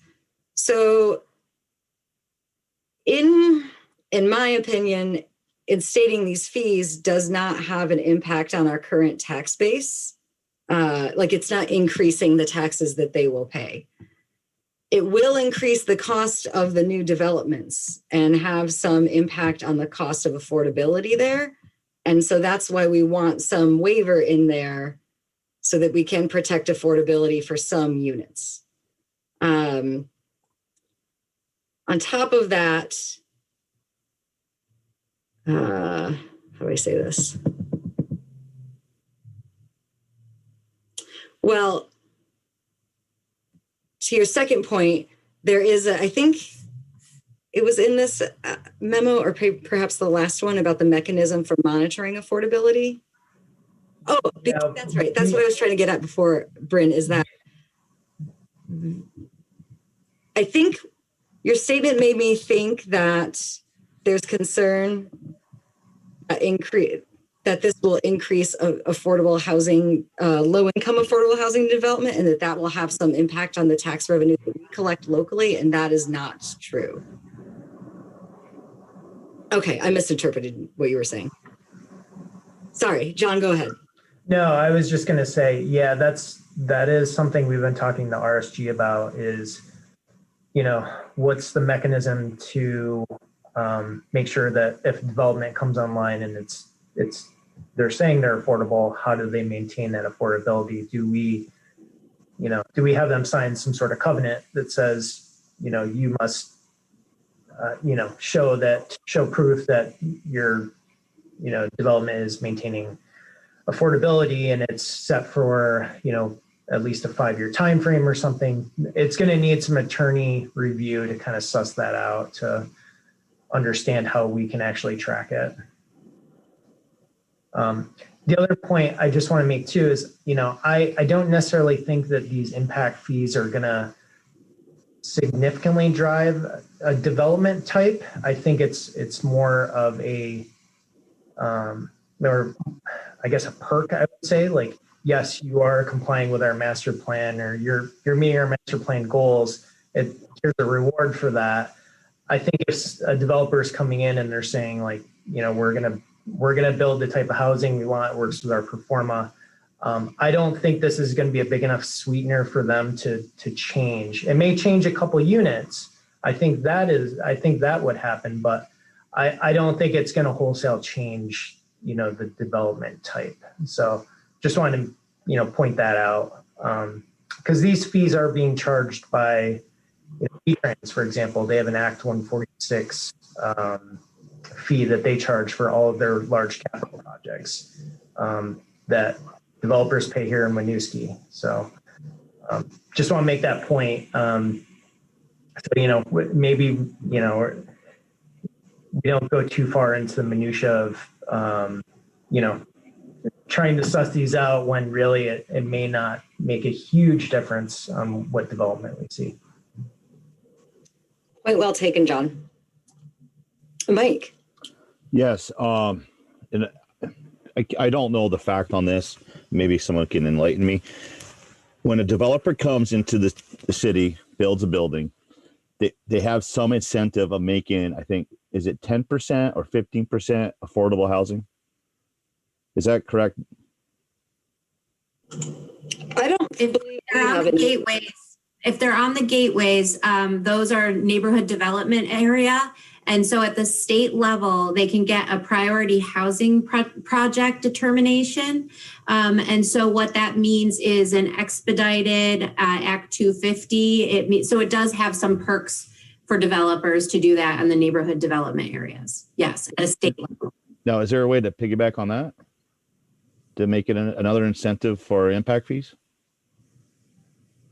It would be piggybacking on that. And I think there are things that would all work in conjunction to make it more likely that affordable housing would be built. Yes. Thank you.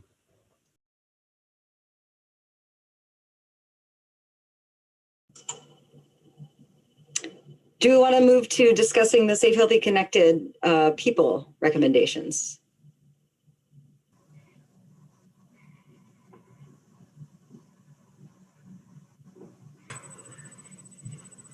John, are you looking at me? Oh, no, I'll go for it. No, thank you. This is really good discussion. Much appreciated.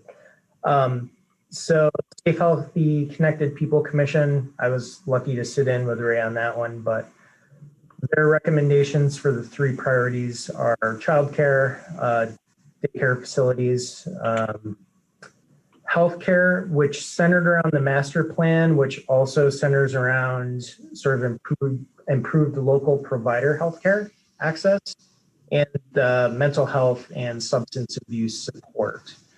And then the third one was, food resources, which I think that also centered around sort of affordable grocery stores options. Similar to the last discussion, I think the first one, childcare, daycare facilities, was like, yes, that was a priority. And then the healthcare food resources were more of like, we'd like to do this, but there was a lot of discussion on how to define it. And, to try to put values into an actual thing you're going to, administer is difficult sometimes. So in the memo, I threw out a couple options for, how do you define it if a permit application is coming to us, so that healthcare is not sort of, vague, that somebody can manipulate it. So, an example would be calling it out as professional substance abuse and mental health care provider. And then, grocery store, say under 10,000 square feet, which we could get with Eric and figure out what's an appropriate square footage threshold. So just a couple options, but that's, Ray, fill in anything I missed.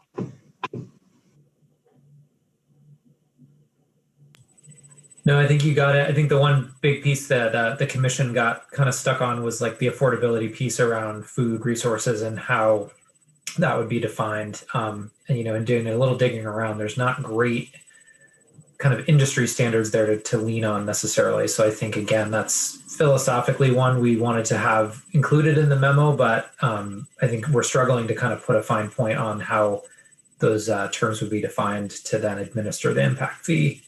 So I just want to add in here, former Councilor Amy Lafayette had sent me a recap after this meeting, including that the group could not reach a consensus in terms of how to define food resources at all. If I was continuing on council, I probably would suggest leaving that off entirely. She also noted that the group did not include, this is her statement, the group did not include mental health or substance use abuse help under healthcare facilities. They felt the Howard Center in Burlington and the outreach team has this covered and didn't need their own exemption. So I don't know, it's a little bit in conflict with the memo here, her takeaway there. I don't know if there's anything you would add to that. No, that's interesting. I think her point about the food piece is well taken. And again, I think John and I kind of dancing around that are probably indication of that, but I think we did want to highlight it here as just reference to their conversation. But the healthcare piece, that's interesting. I don't remember that specific detail, to be quite honest, but I don't doubt it. I think, I mean, personally, I would agree on the food resources. There's no way to define that right now. That's really kind of tricky to get into. And that, it is not surprising to me that childcare came up as number one pretty rapidly and is something that we have been talking about ways to support as a city.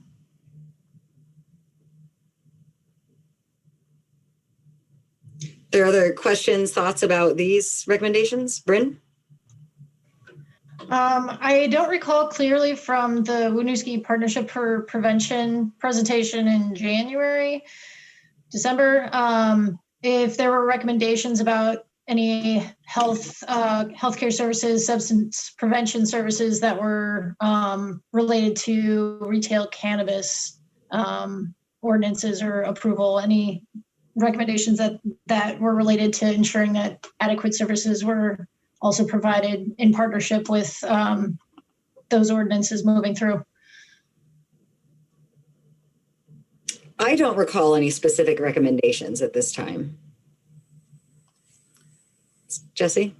So I don't think they made specific recommendations about that as part of that conversation, Bryn. I guess maybe inappropriately put my thumb on the scale here about Amy's comment about the Howard Center. I think that there is the Howard Center is not providing ongoing treatment to our residents regularly. They are connecting folks up with treatment, and often that connection is to a provider out of city if we don't have that service provision in city. So if that was something you wanted to incentivize or give a bump to, I think that defining it as specifically as direct service provision for mental health and substance abuse, pending our ability to evaluate that and track that, that is a different thing from what the community outreach team is doing. Does that make sense? Yeah, good point.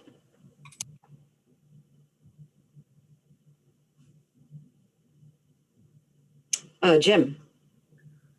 So I generally support all three of these, and I still would be interested in food resources, even from a small form grocery store perspective, since that is a use that, or a business that people feel is lacking, especially when we're talking to our housing authority senior residents, that being able to walk to a grocery store that they wanted to go to is hard. I recognize that's not a great challenge or a great way to fill that need through this impact fee waiver.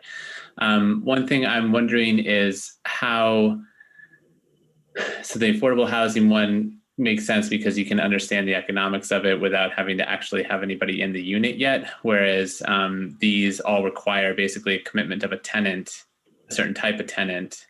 Granted, you have to fit up the space for a particular type of tenant, but what is going to be the limitation in requiring a development to have a tenant already committed to coming in to provide this service? Or are we just saying that if you build a space that could be used by such a tenant, that's a waiver? So that would be, I guess, it seems like a slightly different challenge to certify this type of use. Are there mechanisms already in place with other impact fees that can do that?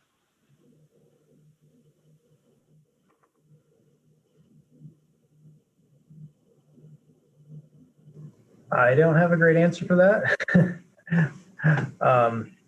Yeah, I don't know, Heather, do you have anything for that one?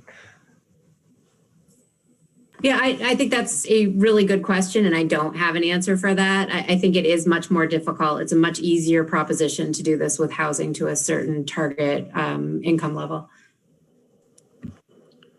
I have an answer, or a potential answer for that, if I may. So from a land use perspective, anyway, we have specific categories of land use for daycare facility and for healthcare facilities. So as a use, we would be able to track what they are before a tenant is identified and make sure that the use itself is permitted where it's being proposed. So we could at least capture it from that perspective. That doesn't necessarily if you all choose to drill down further and further define what specific healthcare uses you want to exempt or daycare uses you want to exempt, that would be a different level of analysis. But from the broader perspective, as a land use itself, we have specific categories, so we'd be able to determine where the use is going before a tenant is identified. So when someone does an application, they would be, or when they're filling out their materials to go for development, they'll declare their intended uses, and we would know if they have declared an intended use like healthcare or childcare. That's correct, yes. And then, so there could be some mechanism similar to housing where there's a certification process or a covenant that if you don't actually fill the unit with a provider that meets certain specifications, you don't get the impact fee. Like that seems like a way to do that. If we can do it with housing, it seems like we could do it with other tenants. But I'll leave that to you all. I just in general would say that these are likely to be less utilized. We're not going to have 6 daycares try to open all at once, all of a sudden. So I see less downside to including more potential exemptions along this dimension and making more of like a wider pool of potential ways for people to hit the target. And if we get any one of those, we would be in better spot.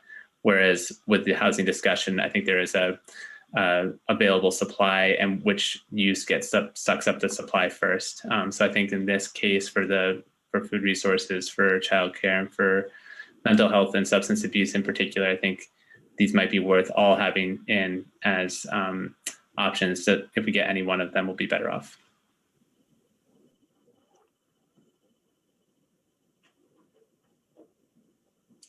Other questions, comments about these priorities? Mike? Yeah, I do know once, I mean, correct me if I'm wrong too, John or Eric, once you permit for a certain use of a building, in order to get the CO, it has to fulfill that obligation in the permitting process. If they don't, then there has to be an amendment, which we could follow through with this if it doesn't work out. If they say they're going to put a grocery store in and then they build a grocery store and they don't use it for the grocery store, then there has to be some check and balances for that if they're going to use it for housing, for example, or whatever. Whatever specific use they're developing it for, they have to fulfill that. And if it doesn't, then you go back to the permitting process or to the amendment. Is that correct? Yeah, that's generally correct. If they're not occupying the structure with the use that they proposed, we would not issue a CO, and then they would not be able to occupy, and they would have to then go through a change of use process to get the new use that they're proposing. Because I mean, it wouldn't be the first time a development did that. I mean, it happens. I mean, we seen it downtown with Efficiency Vermont. You know, it's just something like that happens. I mean, that's an example that's not in the process yet, but that does happen.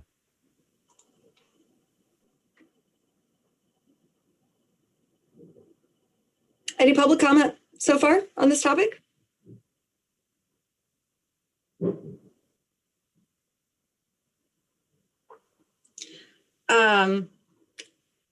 Before digging into the piece from the Municipal Infrastructure Commission, I want to make sure that we have some clear next steps here. And, you know, what I've heard so far is interest in a little more detail on what impact waived uses will have on other. So like, if we're waiving these types of affordable housing, what is the increased cost on other types that are built? Particularly around if we do or do not include housing priority number 3 with the low income rentals of any size. And then maybe in the next update, like a clear statement of here is how we would track affordability, here is how we might track these uses. So we can think about that. Is there anything else, staff, that you have heard or questions at this stage for the next step of this process? Jesse. Maybe this is where John was going. to me, the next step of this process is really to start bringing you a draft ordinance to look at and consider. You know, right now we're talking about this very hypothetically. So I think one of the goals we were looking for tonight is there enough interest in doing any of this that you want to start seeing draft ordinances? We can always then, you know, add an exemption or change an exemption or put in a different percentage or whatnot. But are you ready for us to spend some staff time and legal money to do that ordinance drafting? I didn't hear that we are. I hear a lot of questions and no consensus yet on what priorities could be included. But am I wrong, counselors? Do you feel like we could move forward towards draft ordinance? Jim? I guess I haven't heard anything that says we don't want to do impact fees at all. And I guess the question is, if you need to know exactly what the list of exemptions are, then I agree with the mayor that we're not there. But if we can shuffle or if we can add or remove exemptions after seeing some additional information, and you can do the ordinance language at the same time, I'm all for making this change sooner rather than later so that we can capture as much from development as possible or spread this across as much development as possible.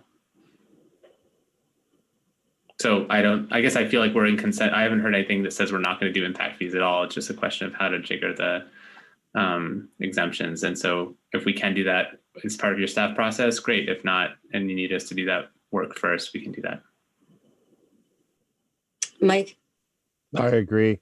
And I think we should talk to some of the developers that have been building in Winooski and try to get their take on what we're trying to accomplish here too. They may have some input that we're not seeing it. They might see it from a different angle. You know. I would like to invite them to this discussion. I think there's been some preliminary conversation, but.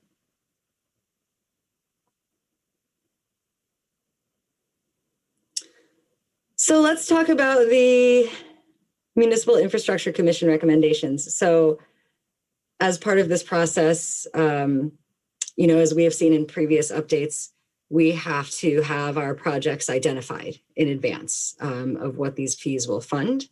And so I think this update maybe has implications for those projects, identified projects. John, do you want to summarize for us? Sure. So now we're kind of talking about the impact fee study. So the impact fee study lists the capital projects. The revenue from those fees would be designated to. So those projects that add some form of transportation capacity, meaning wider sidewalks, bike lanes. Usually we're not talking about adding roadways in Winooski. So it's usually multimodal sidewalks and bike lanes. So currently the impact fee has, let's say 3 categories of projects. So 2 specific ones, Main Street for the sidewalk widening, bike lane, East Allen for the some sidewalk widening and shared use path. And then the third category is just sidewalks in general. And so we've identified 2 projects that come from the Transportation Master Plan. One is East Spring Street, the other is North Street. So those 2 are identified in the Transportation Master Plan because they currently do not have sidewalks for at least a portion of the street, East Allen or East Spring Street. So we met with the Infrastructure Commission based on some of the resident feedback that we've received requesting sidewalks on Maple and Manso Street. And the Infrastructure Commission agreed to add those 2 streets to the prioritization list in the Transportation Master Plan, which in turn also makes it eligible for this impact fee study revenue. So what we're proposing to do is add those 2 sidewalks to this impact fee list, basically, so that if this does go through and the impact fee is authorized, then that revenue could help fund those projects. One question I have now is if we do say, you know, if this goes through, it gets approved at some point, we construct a sidewalk without having those fees in yet from a developer, can we kind of back pay ourselves? So if we wanted to fast track a sidewalk construction, thinking Manzo Street, for example, can we actually use those fees to pay back that work? So that's a question I have for the RSG folks. I don't know council decision at this point, but it's just, we can, those are now additional sidewalks that we can put into the mix with this impact fee. So John, I feel like the study previously specifically included the cost of North Street sidewalk. Are you saying that we could collect from any impact fee we collect in the future, we could apply it to any of those sidewalks? Like kind of willy-nilly, whichever we wanted to? Yeah, I mean, there's kind of a natural prioritization because, East Spring Street, we wouldn't do that sidewalk until we actually reconstructed the road because it needs curbing. So, North Street could be a standalone, but it's low priority on the transportation master plan list. Manzo Street, I would say, is high priority and it's standalone. So that's a better candidate to do right away because and I say it's higher priority because it's a cut through street between a gateway corridor and a collector street, where North Street, it doesn't see the traffic volume that say Manzo Street has. Same with Maple Street, like that's a more challenging one because it's a cut through, it becomes high priority, but we wouldn't do it because we just repaved that street and it needs new curbing. So not necessarily sort of, willy-nilly, but it'd have to align with other road resurfacing type projects to make it work. Well, I guess my question is, if we collect these fees and don't do Main Street revitalization, we have to refund them. How specific do we have to be with the sidewalks? Like, can you plug it into any of the priority sidewalks is my question. Yes, you can plug it in. Yep, sorry. Too long an answer on the first one, but yes, we can plug it into any of them. Thank you. Jim. But having it as part of the impact fee, we have to do it eventually. That's my understanding of the impact fees. We have to accomplish all the projects on the list. It's, yes. So you do, it's like dollars in, dollars out though. So if, you could have it on the list, but, those dollars coming in, if you spend them on those other projects, then, there's not necessarily a refund to developers. So a sidewalk can stay on the list for a pretty long time because we don't have to prioritize the sidewalks on the impact fee list. So as long as it goes to one of those listed projects, then that's fine. Christine, can I jump in for a minute? Yeah. So, John, correct me if I'm wrong. I don't think these impact fees are ever going to fully pay for any of these projects. They are going to be a funding source on a project. So it's not that we have to get through all of these projects to by a date certain in the future. It's that we can't use the impact fees for anything but these projects. So assuming we are doing a set of projects and we are raising money for those projects, we can pull those dollars in as a revenue stream, but they're never going to fully pay for all of the sidewalk projects in the city. Is that? Yep, exactly. Yep. That's a very good point. We are not quite backing ourselves into some corner.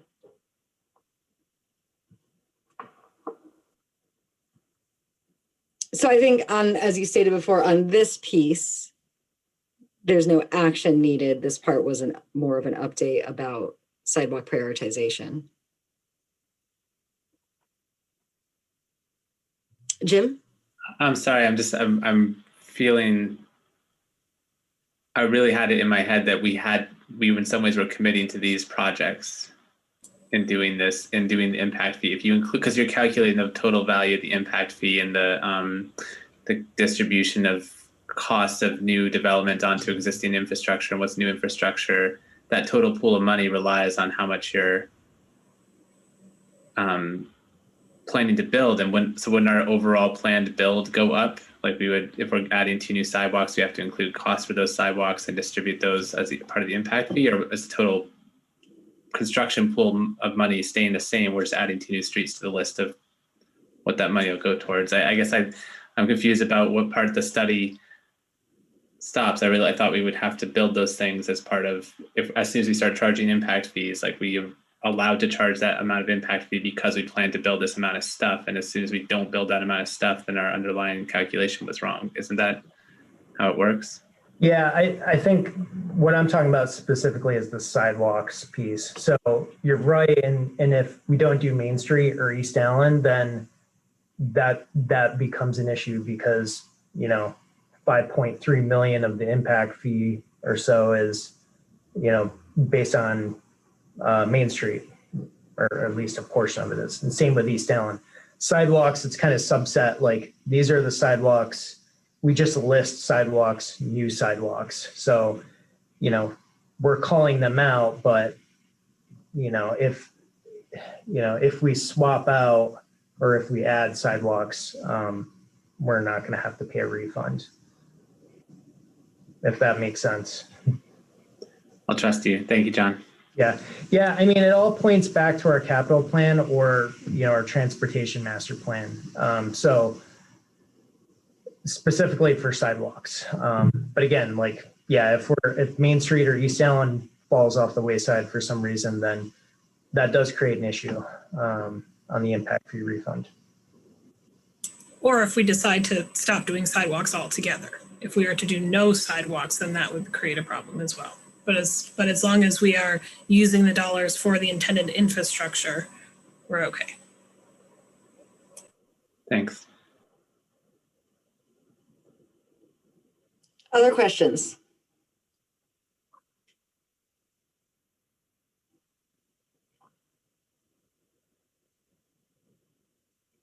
Anything else, staff, that would be useful to your next steps? No, but I just, so I make sure I heard what everyone's saying then. So it sounds like if we came back to you with draft ordinance and the further sort of review of the exemptions, that's acceptable? Because I think those two can happen at the same time. Yeah. Okay. And then maybe if you could find time to meet with Bryn to give her the full study context. Yeah, absolutely. Because this is maybe the 3rd time we've seen it, maybe 4th, still very complex. All right, so we had this on for discussion. Before we move on to the next item, I would like to call a 5-minute recess. So we will reconvene at 8:13, please. Thank you.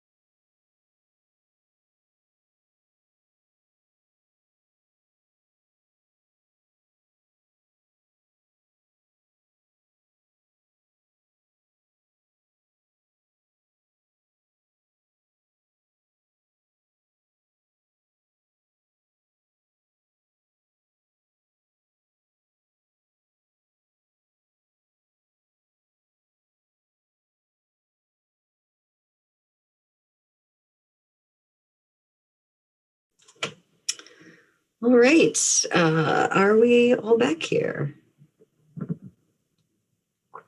Almost.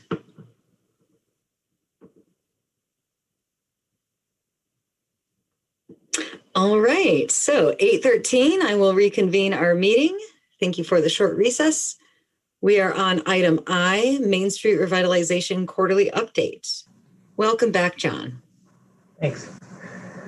So this is our quarterly update from December. You'll probably notice the memo is definitely more of a deep dive than we've done in the past.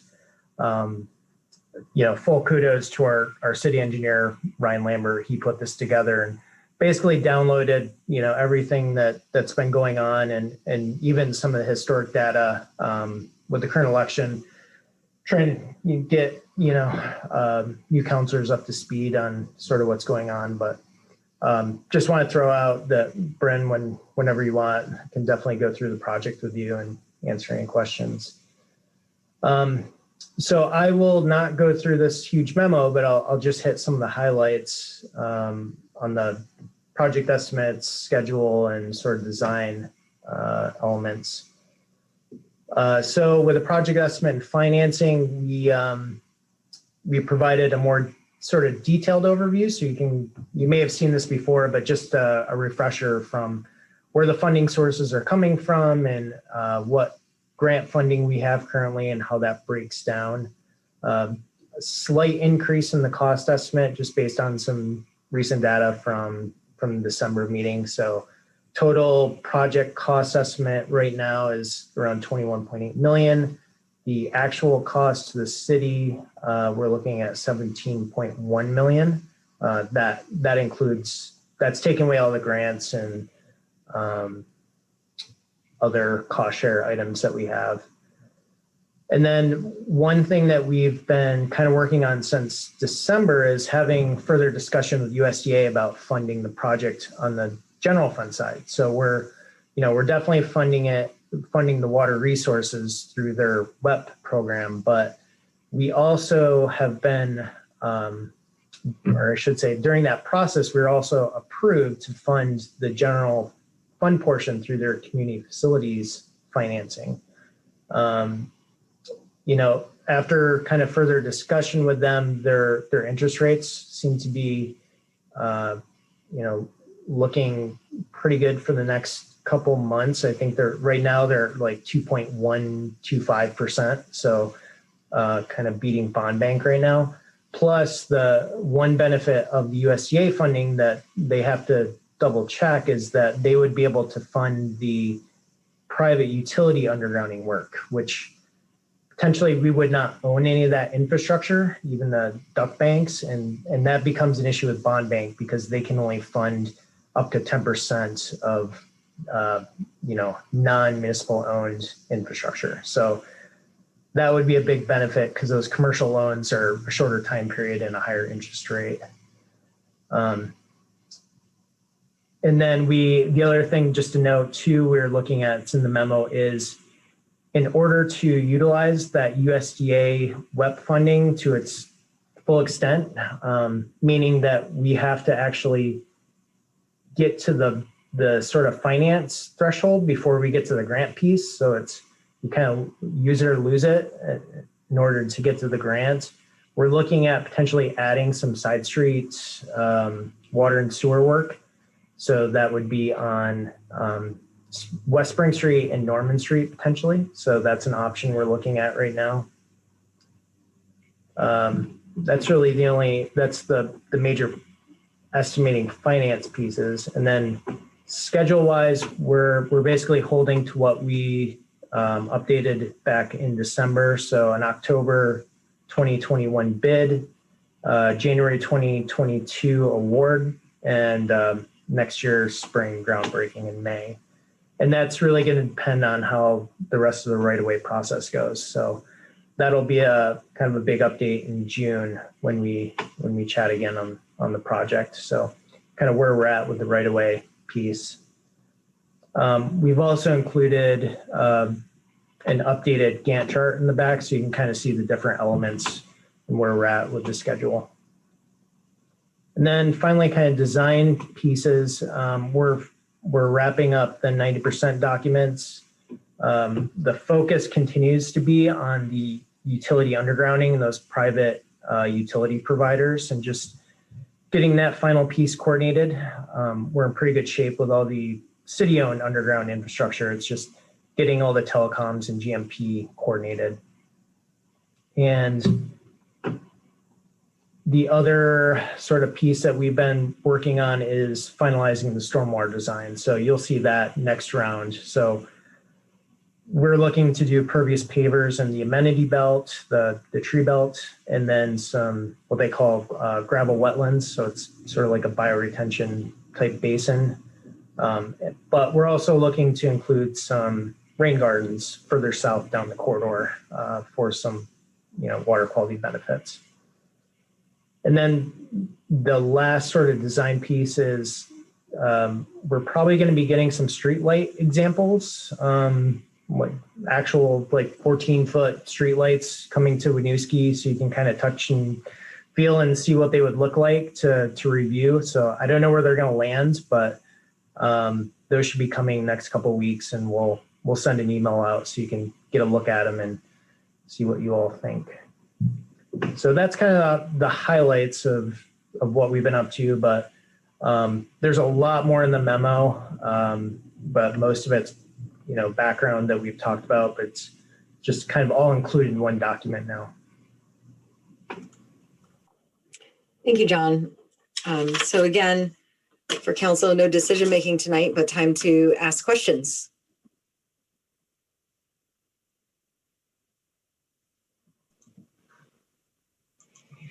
Britt? I am just going to say I have a number of questions, but I will save it to when I have a chance to check in on the overall project and get up to speed. So save the bulk for that. Yeah, this is huge. So definitely well worth a dedicated meeting for.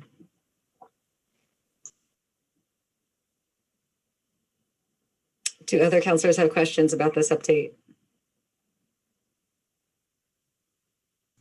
I have one. John, do we see an uptick on costs because of, things are costing more now than they did 2 years ago? No, not yet. We'll see when the 90% estimate comes, if they've, if one thing I've heard is electrical wiring, things like that, which you probably see too, Mike. There's some cost increases there. So I'm sure if there are those items, we'll see that in the 90% estimate. But I will say until we get to 100% estimate, it's going to fluctuate quite a bit. And frankly, until we get to bid, as long as we're, within that comfortable range of, well below the bid threshold, which we're currently holding, then I think that's all we can ask for.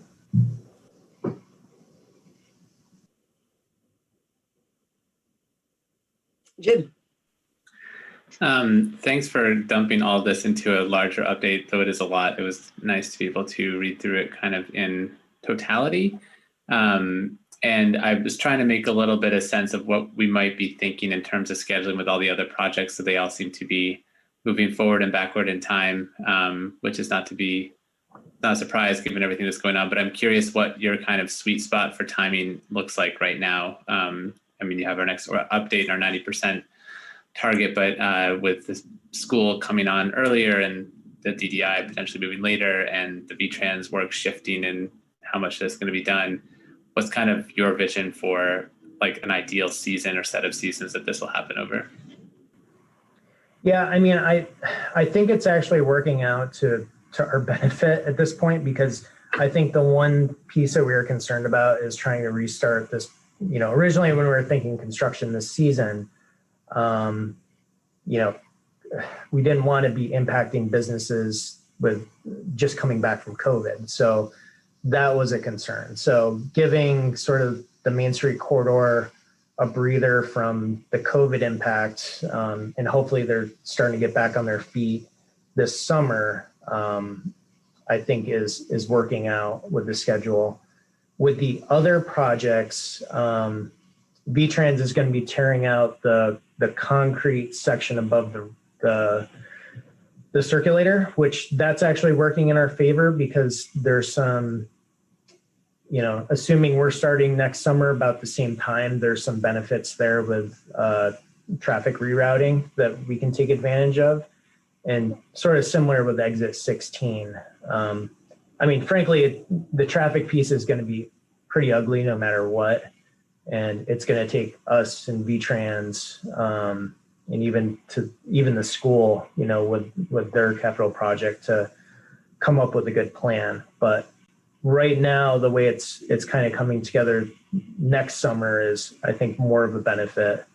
And frankly, it helps with the TIF sort of funding too. If that's the way we're leaning with the financing, delaying it to get closer to the TIF doesn't hurt. So, right now it seems to be working out.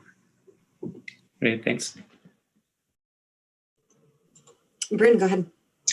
I was curious about scheduling. Has there been consideration about doing any project work outside of high traffic hours?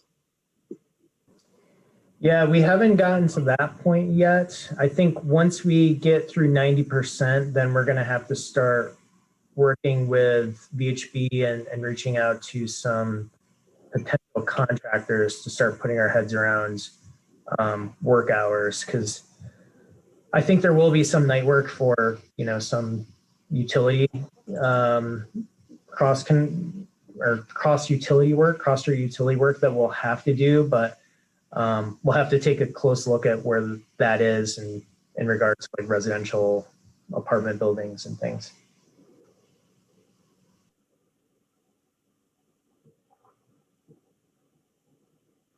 Other questions?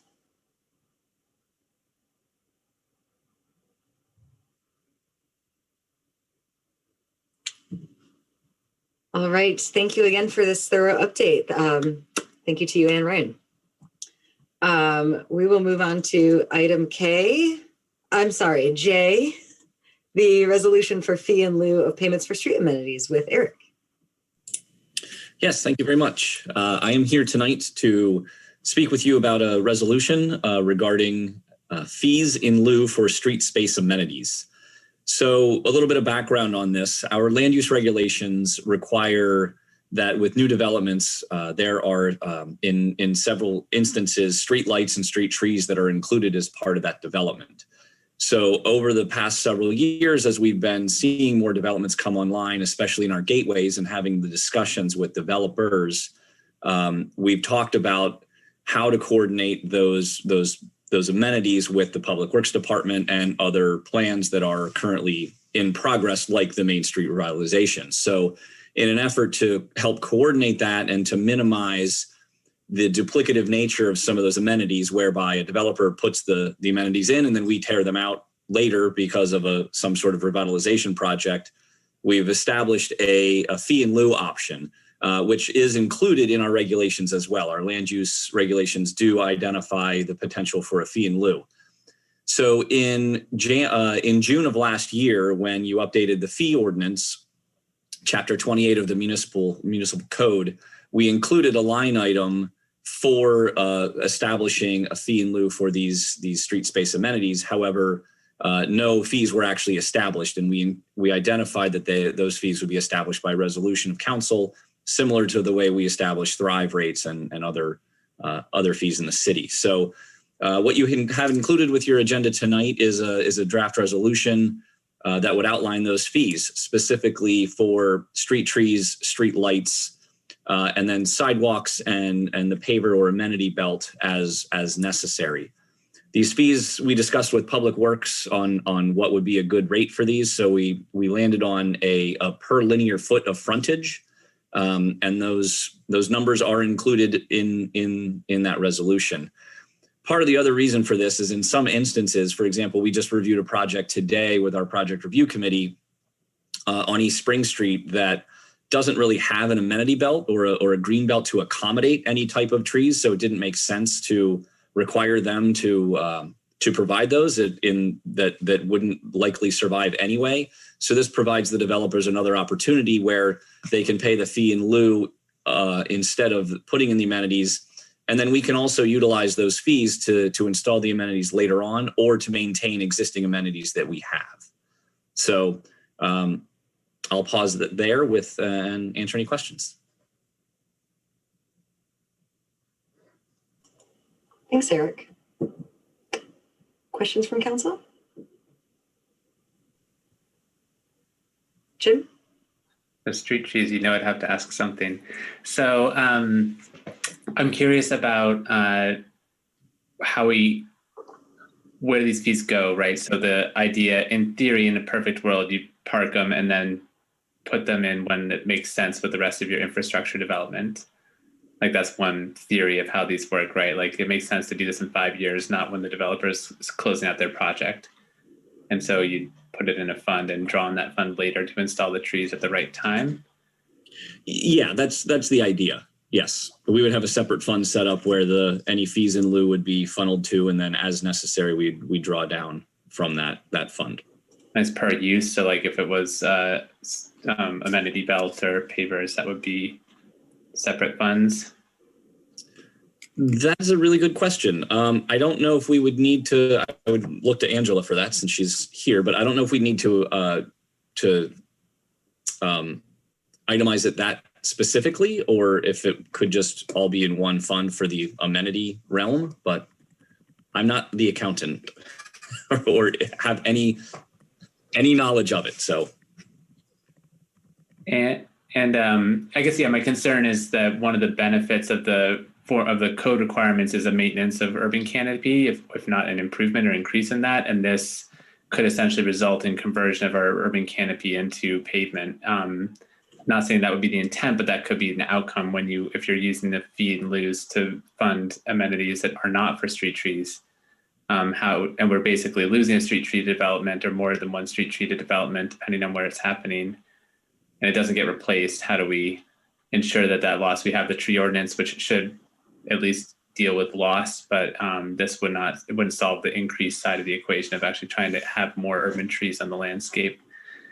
So are there some ways that I'd be interested if there's some way we can ensure that this also lines up with increasing or at least maintaining urban canopy in the city when we're allowing development to not replace or add trees that we otherwise would get. Jesse? Oh, yeah, thanks. So I think the point of this resolution as we've drafted it is that it is for street amenities. So it is for, again, that kind of comprehensive look as we approve, the Main Street designs, and you say this is what you want Main Street to look like all along the way. This is a revenue stream we can pull from to do, broadly speaking, those street amenities. I don't think it's that this project is going to pay for that tree in front of that building as much as we are going to implement the community vision, and this will be a revenue stream into that community vision.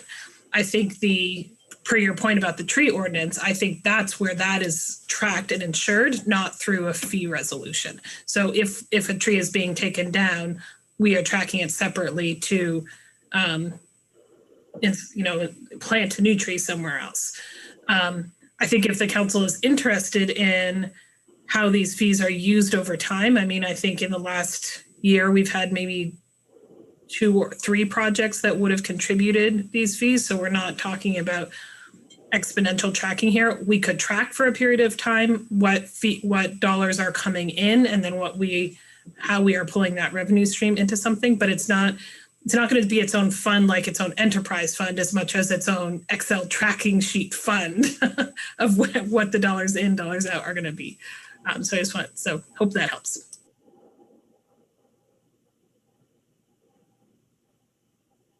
Jim?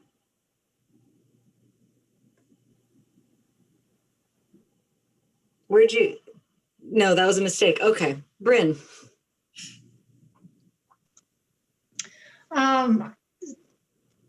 So I'm curious about the fee amounts, and given the update we just had about the Main Street and the costs associated with the ideal trees that would go in Main Street, it seems like this in lieu fee is significantly low compared to the amount that I do see it's linear feet, but I'm not sure about how that would convert to like the true cost of actual replacement. So yeah, the fees are definitely low compared to what the actual cost would be. So as an example, on 100 linear feet of frontage, based on this for a street tree, the cost, the fee in lieu would be $2,500, where they may be required to put in one, maybe two trees in that same span, and what we're estimating the cost to be with the tree and all the structural elements would be approximately $7,000. So it is definitely a significant amount less. But part of the reason why we landed on that was, one, we wanted there to be an actual incentive for the developer to go this route, so we would be getting something and not have to remove the infrastructure that the developers were putting in, that they could somehow do it cheaper or less expensive. They would put in the amenities, and that which may not be appropriate for the location, and then we would eventually have to pay for it anyway. So this would at least give us some ability to offset those costs.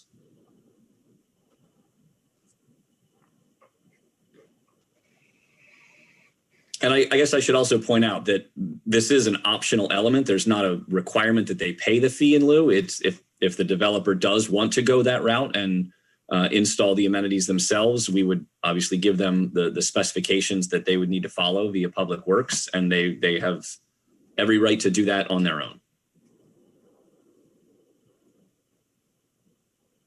Are there other questions on this, Jim? So you said you've had 2 or 3 projects that have taken advantage of fee in lieu already.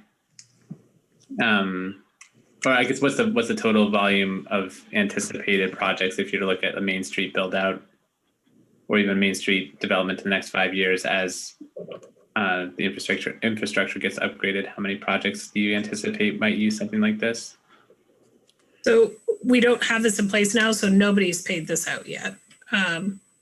I was estimating that I think we've in the last year have had 3 projects that had this been in place, it would have been an option to them. And I think, Eric, John, remind me, our modeling was for Main Street was based on 30% of the properties redeveloping. So is that your question, Jim? How many of those properties along Main Street would actually potentially pay this? So 30% of the ones that are there is what we're currently modeling, but it's really up to the landowners who decides to redevelop and who doesn't. And presumably this becomes less of an issue once the streetscape is reconstructed because the underlying infrastructure is there, so they would just be matching what is already in place. Correct. Yeah, exactly. So once Main Street's constructed, they're matching in kind. So the fee in lieu it goes away for Main Street once it's constructed, and then it's more of an issue on East Allen, Mounts Bay Avenue. Right, and so any potential adverse impacts of this are going to come along those corridors rather than Main Street, like long-term potential putting off of this, and if the community doesn't decide to reinvest in infrastructure development along Mallett's Bay, at some point there will just be fewer street trees. Right, people redevelop but don't and pay to not put in the infrastructure because we're going to do it at a future date, but we don't ever rebuild the infrastructure to do it there because there isn't good planting space along Mallett's Bay right now. That's my biggest concern, is that we're basically waiting for a date in the future that may never come in some of these areas, and the development along Main Street totally makes sense. Development along East Allen and Mallett's Bay is more concerning, especially since there's not a lot of current urban canopy, so the tree ordinance isn't going to govern there. It's mostly going to be continued lack of urban canopy along Mallett's Bay.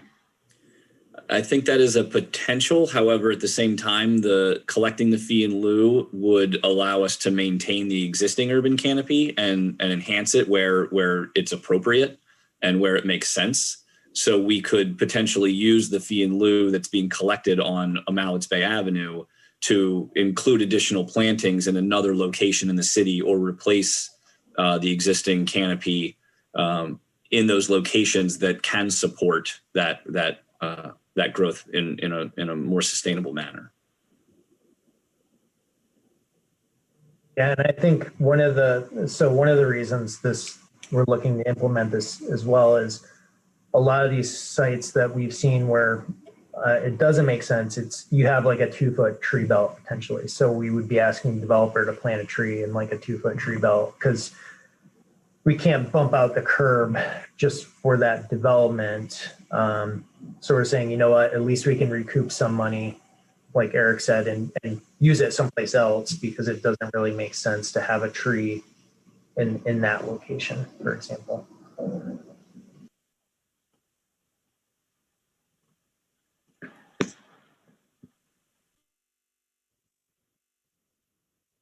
Are there other questions or concerns about this? Bryn?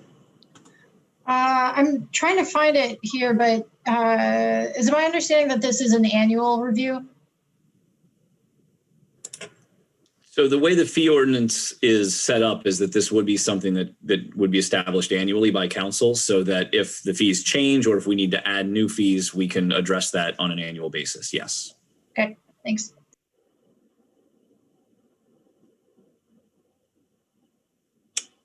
Any other comments?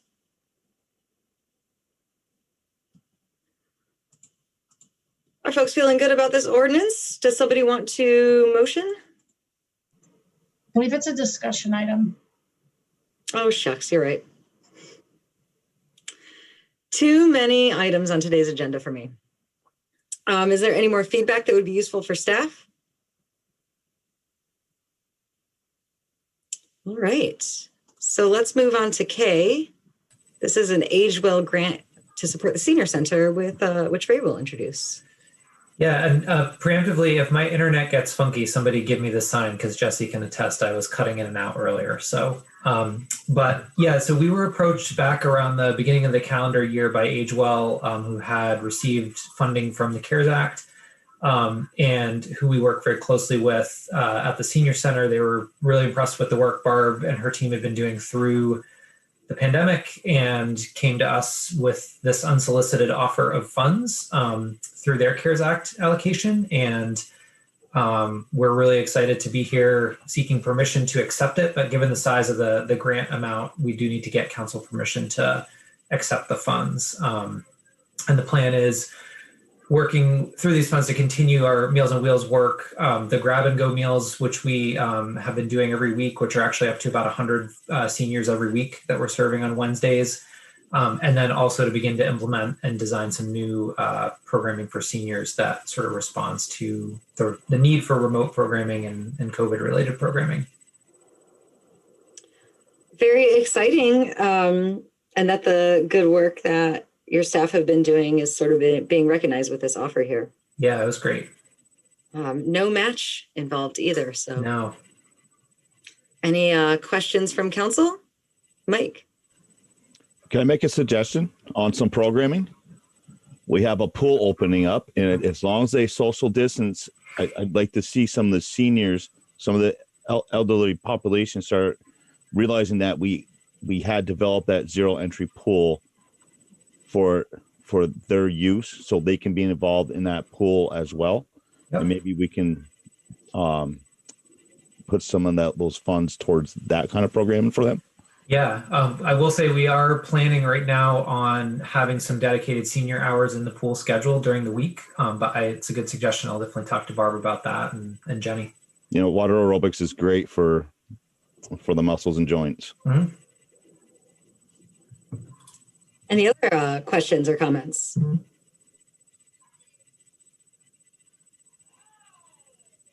All right. Would someone like to make a motion to approve the Age Well grant? So moved. Second. Motion by Mike, second by Bryn. All those in favor, please say aye. Aye. Aye. Aye. Aye. Motion carries.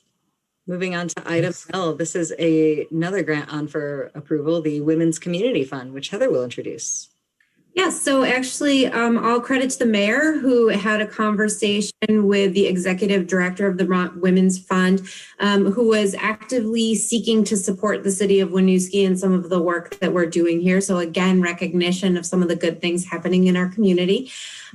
I am seeking approval. I had written in your packet that I was seeking approval to apply for a Vermont Women's Fund grant in the amount of $10,000. But since then, I've gone on their website and found that you can apply for multiple years.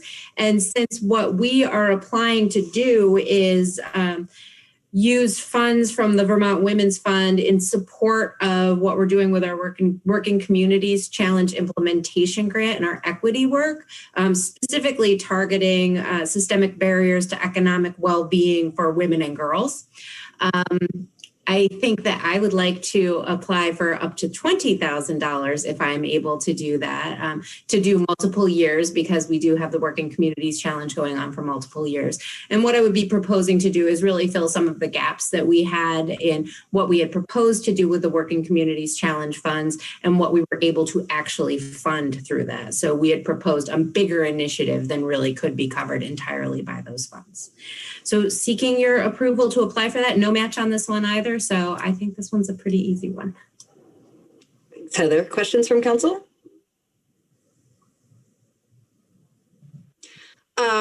Would someone like to move to approve the Women's Community Fund grant with the increased dollar amount of $20,000? So moved. Second. Motion by Bryn, second by Hal. All those in favor, please say aye. Aye. Aye. Motion carries. Thank you. Thank you. So this brings us to the end of our regular agenda. We do have an executive session. I will need two motions here. So the first is that the discussion and negotiation of real estate in public would put us at a disadvantage. And so I need someone to move that we should have this conversation in executive session. So moved. Second. Motion by Bryn, second by Jim. All those in favor, please say aye. Aye. Aye. Oh, aye. Motion carries. And motion number 2 would be to executive session inviting City Manager Jesse Baker. And Bob Nakama, City Attorney. Oh, is he here? He's going to join us over there. Okay, and our City Attorney De Palma. Can I have a motion for that? So moved. Second. Motion by Hal, second by Jim. All those in favor, please say aye. Aye. Aye.